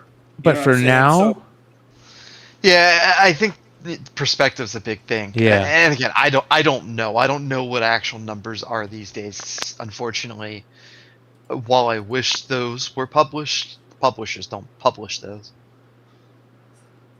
it's a cool cover. That's a great Phil cover. Noto. That's definitely one of the things Jesse and I want to talk about.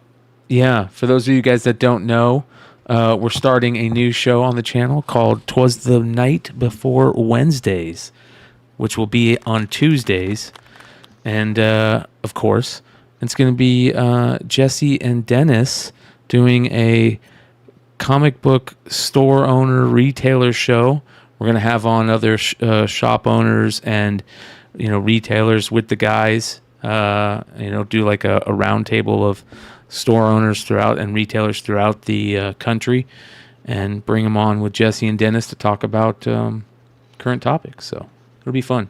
Well, it's a lot of, because of shows like yours, Brian, that, we see a lot of, I wouldn't say malinformation, but, misinformation. Like, oh, they must have ordered this. And we're like, no, guys, that's not the way it happens, So we want to be able to give the real retail perspective and, kind of what retailing really is about.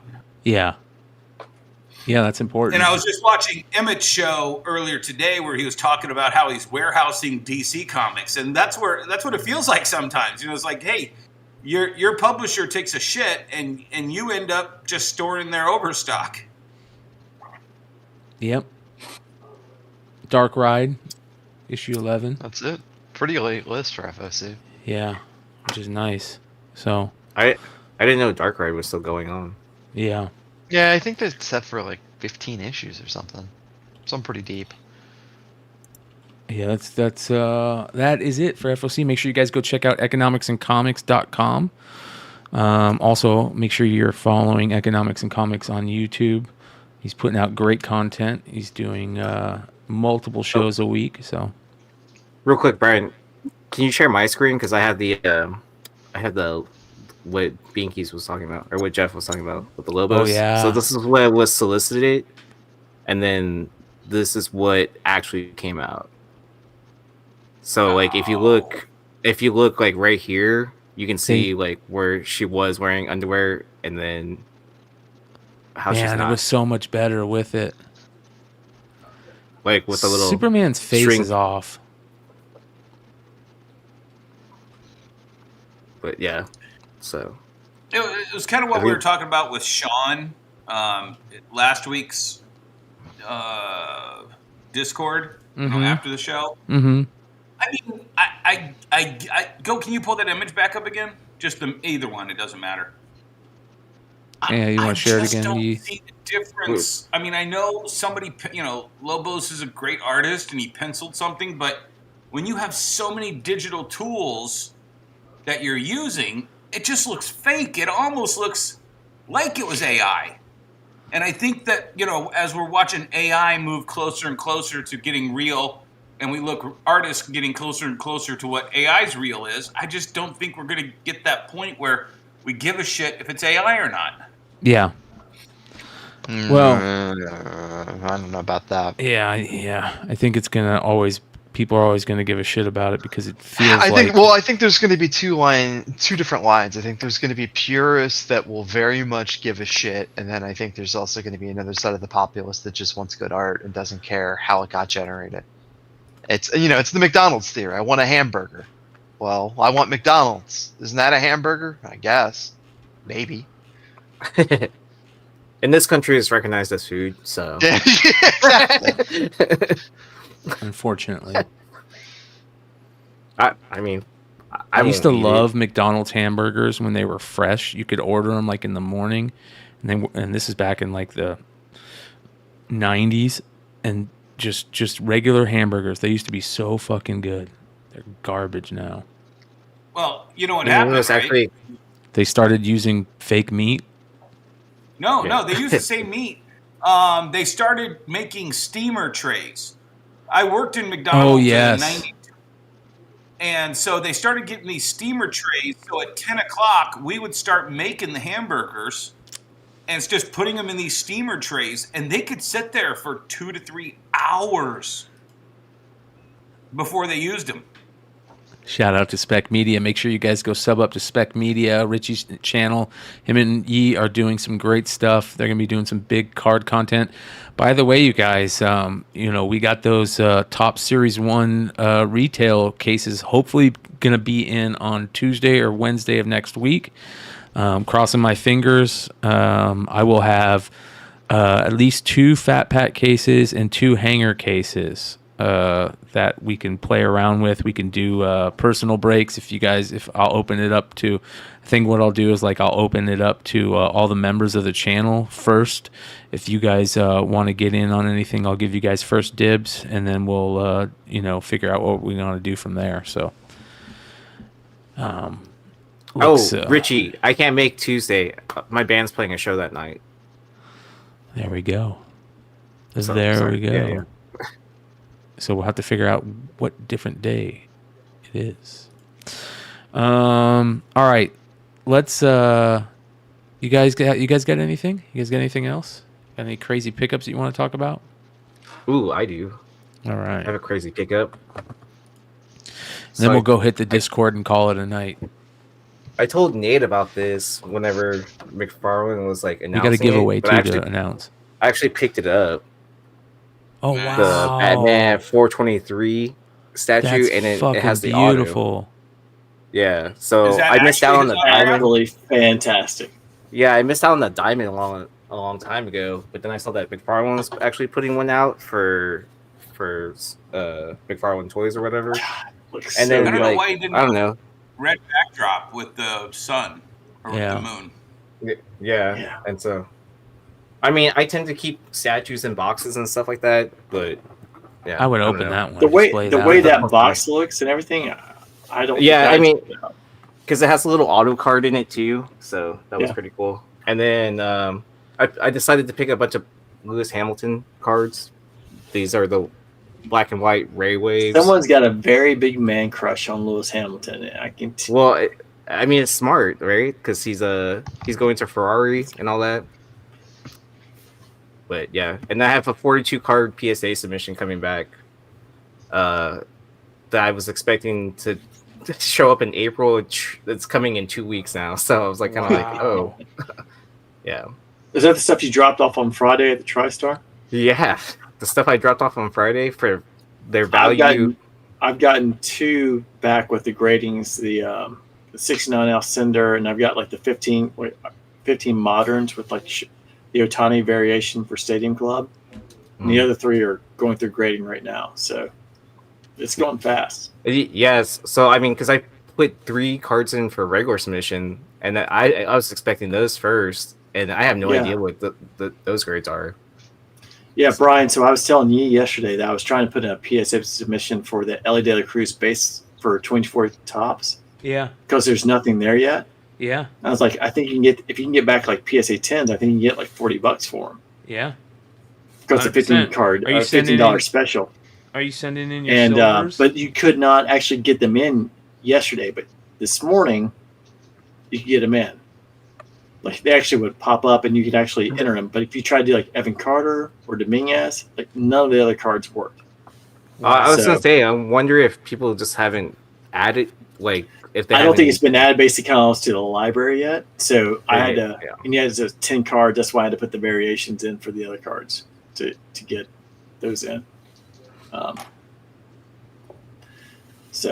that black border, we'll see. I mean, the cuts look clean I'll give it that on 24 tops. The cuts look clean, the cards look clean. So for the base, So I mean, I just took a chance, but by going to Target before the show, and I figured might as well try to see if I can find any retail.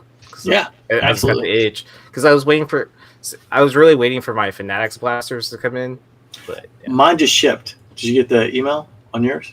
I haven't checked. I just got it today. Okay. So I just opened up these. I had. I went to my Walmart and they had fat packs of Prism. These were $15 a piece. I would suggest you guys, if you guys are into retail, I would suggest buying those because every pack had a silver in it. Every pack had 2 greens and prisms, and also 3 red and white prisms. So here's what I pulled. These are gorgeous. These are probably the best inserts that I've seen in a long time. These portals, where it shows their NFL jerseys and then their college jerseys at the same time. This is Justin cool. Fields. Yeah, these are beautiful. Let me see if I can get a better. How many Strouds did you pull? None. No, none of the good rookies except I pulled the Robinson, red, white, and blue prism. Card. Yeah.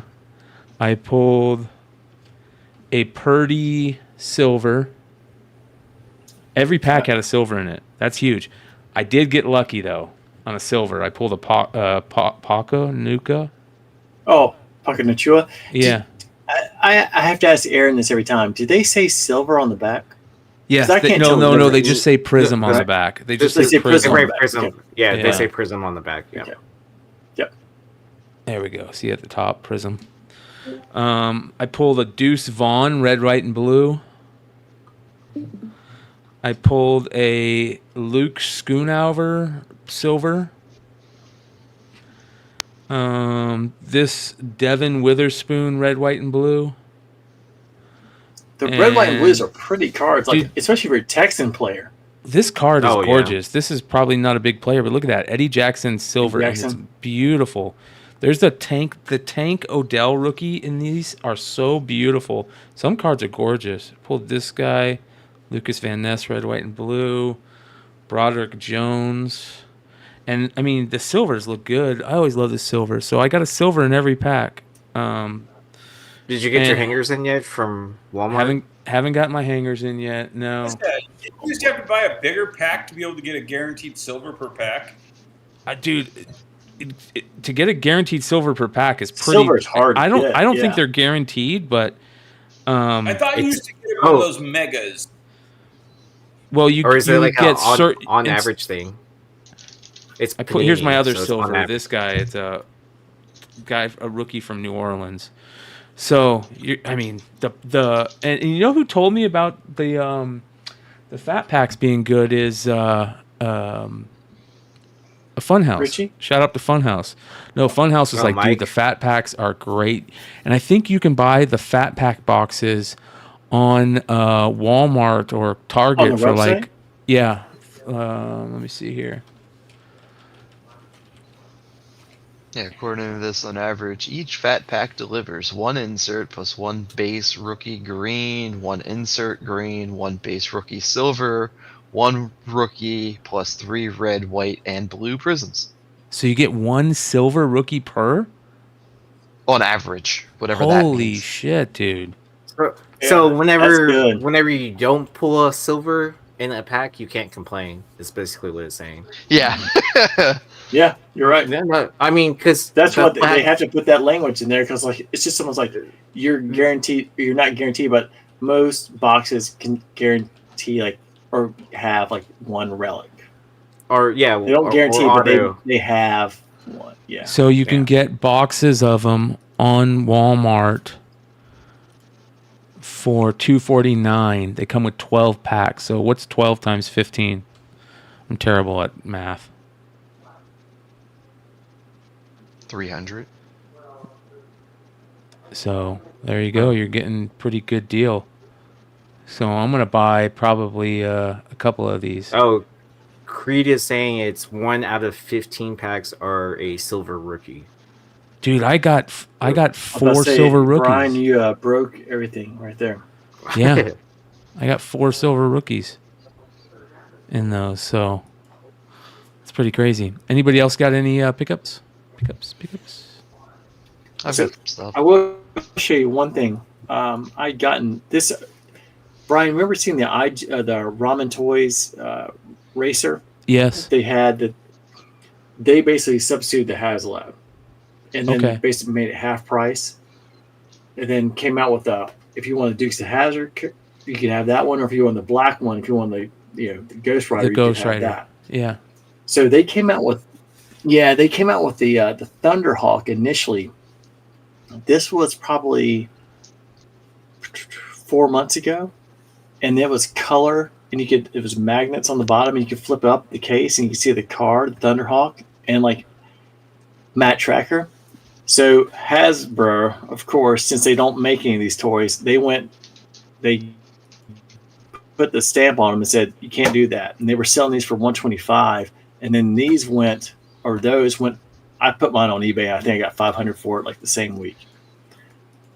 So they basically had to change the whole packaging and go out of color and do black. So what they came up with was, hey, we'll come up with like what the beginning of the Mask song was, where everything's kind of like a blueprint. Do black and red for the Thunderhawk, and they had to change the name to Makina Labs, and they basically charge the same. But now with this, it's the same toy, but you have to put your own stickers on, and I think they're going for maybe like $300 now. But they just came out, or they're working on. I think it's sold out already for the Gloria White, which was the white Porsche back in the TV show. So, but now they're doing Vanessa Warfield. So if you can get in on that, they're getting ready to release that, which was never released back when we were kids. So just kind of keep people up if they want to have Mask. IG is Ramen Toys. They've got a lot of really good stuff, a lot of really good quality stuff. So, and are you going to open that and pull it out and mess with it? Yeah. When you do, let us see it. I've got my old one down here. I'm going to compare them. And it comes on a stand, so that way you can set it up. So if you want to have it on the ground, or if you want to have it flying, you can.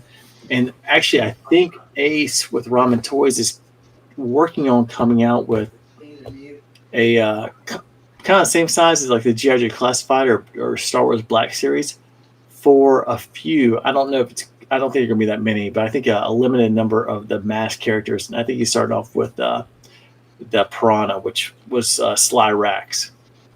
So, nice. Which I think is very cool. Vanessa was released. They released Manta. That was one of the last series releases. You're talking about Gloria and Shark. Yeah, released. I'm talking about the Shark. Yeah, Gloria Baker. So, yeah, you're right. The Shark with Gloria Baker, they never did. And Ramen Toys was doing that after this, and now they're working on Vanessa Warfield's card. But yeah, you're right. Vanessa came out at the very end. Wow. All right, Binky, you're up, brother. So these aren't as much pickups as just something. So I started some spring cleaning in my house and just trying to get rid of shit and get a little bit more organized and get in a happier space. So I was digging through some things, and oh wow. So here's where it gets a little wacky. Come on, focus, you piece of shit. First Dead Jungle? Yep. So I found it was like 75%, but here's where it gets a little wonky. So I thought I gave all my Pokemon cards away to my friend's youngest son before the boom started, like a couple of years. And then I found this binder just sitting in the bottom of a drawer in my office here. So. Oh, wow. Are you going to grade them? Fuck yeah. I don't know. So I should. The answer is yes. Yeah, well, so it's interesting. So, yeah, second most valuable card. I just grade them. Yeah, the only unlimited one was the Vaporeon. Everything else is all first edition. But yeah, I was looking at it and I'm like, I can't even tell because prices are just kind of everywhere with these things. And it's like you have to get a 9 to outgrade or to outvalue them at raw. And literally, I'm looking at these things. I'm like, I don't. PSA has a pre-screen. Yeah, unfortunately, I don't have enough cards to really justify a PSA sub. That's the thing. I need somebody Jump to sub on. and other stuff into piggyback. Yeah, we can figure that out. Well, I mean, I bet you if you send him deprivation, he'll send them off for you. Yeah, I'm sure. He'll sell them and whatnot right back to me. Yeah. So I think it's like, a lot of times it's like 10 cards is their minimum for. Yeah, I'll have to take a look. I mean, it depends on what tier. I mean, because they do specials all the time. Yeah. Yeah. For TCG stuff. But like I couldn't believe that when I opened it up, and I flipped open the binder, and in the front of it was just like the regular. It's like, oh, cool, this is a whole bunch of first edition jungle, pretty cool stuff. I'm like, most of these won't be too bad. And then I got to the last page, and there were the hollows, and then I saw the Snorlax. Went, you got to be fucking kidding me! Wow. How is this just sitting in a binder in my closet in my office? And then this is the other thing. This isn't a pickup, but this is. Again, cleaning through things, and I just wanted to put this out there. So, wow, it's original sketch. This is my friend John Brugman. Same name on IG. Check out Brugman. Brugman does sketches. He's published. He's done the Noctera covers and a few other things. These are just some sketches that he's done for me over the past couple of years. That's badass. So, he's super talented. Super talented. This is my favorite one. Yeah, that's badass. Nice. And then he also did this. You'll appreciate this, Brian. Oh, wow. He's really good. So if you guys sick. are looking for a sketch, looking for art, reach out to Brugman. He's super nice guy, super good guy. Reach out to him. Say hello. Tell him I sent you if you want a sketch. And he's happy to work with you. All right, so here's another quick, before we call it a night, we're going to jump on Discord. You guys come hang out with us on Discord. Check this out. So instead of getting those boxes, don't get those boxes. Those boxes are $250. You can just go there and buy 12 fat packs for $200. So there you go. That's super funny. Yeah. I'm going to laugh if they send you in a box still, because you ordered 12. All right. Yeah. So I ordered 12. 12 times 15 is what, 180? Yeah, but with tax, it's like 200. Yep. Yeah. So. But then they're asking $250 for a sealed box. You know, they also have those tins. Have you guys seen those tins? Oh, the Walmart tins? Yeah. They have retail packs in it. Richie got some retail boxes the other day. These retail boxes. Richie said he got a retail box at Walmart for $112 instead of $150, and these have the checker in them. Yeah. And those checker per pack, right, or something like that. 3 per box. And Brian, I forgot to tell you. I told you this the other day. I didn't realize it. If you buy something on Fanatics for cards, and if you have an American Express and you pay for it with American Express, if it's over $100, they'll give you $40 back. You can do it twice. Wow. Yeah. Boom. Richie says, I don't like those cello packs. Richie, I pulled a silver. I opened 5 of the cello packs, and I pulled silver out of every pack, plus 3 greens and 3 red, white, and blues out of every pack. That's a guaranteed silver almost every pack. It was a guaranteed silver every pack. That's nuts, man. That's crazy. So yeah, we'll see. The checkerboards are the most beautiful cards, and Richie says no, it was 104, and it was at Target. There were 5 checkerboard and 5 green cracked ice in the retail box. Wow, he got 2 extra checkerboards. That's huge. That's nice. Unreal. Yeah, those checkerboards sell for a grip. I pulled a Patrick Mahomes checkerboard, and it sells for over $100. The Justin Kelsey, is that his brother, Justin Kelsey? His card sells for over $50 in that checkerboard. Jason. Okay, yeah. It was crazy, man. Yeah, and those tins have a checkerboard. So I'm trying to get as many. I want a checkerboard Purdy rookie. I want a white rookie. Those checkerboards are gorgeous. They're just as gorgeous as the zebras. So, and I got to pick up some zebras from this guy right here.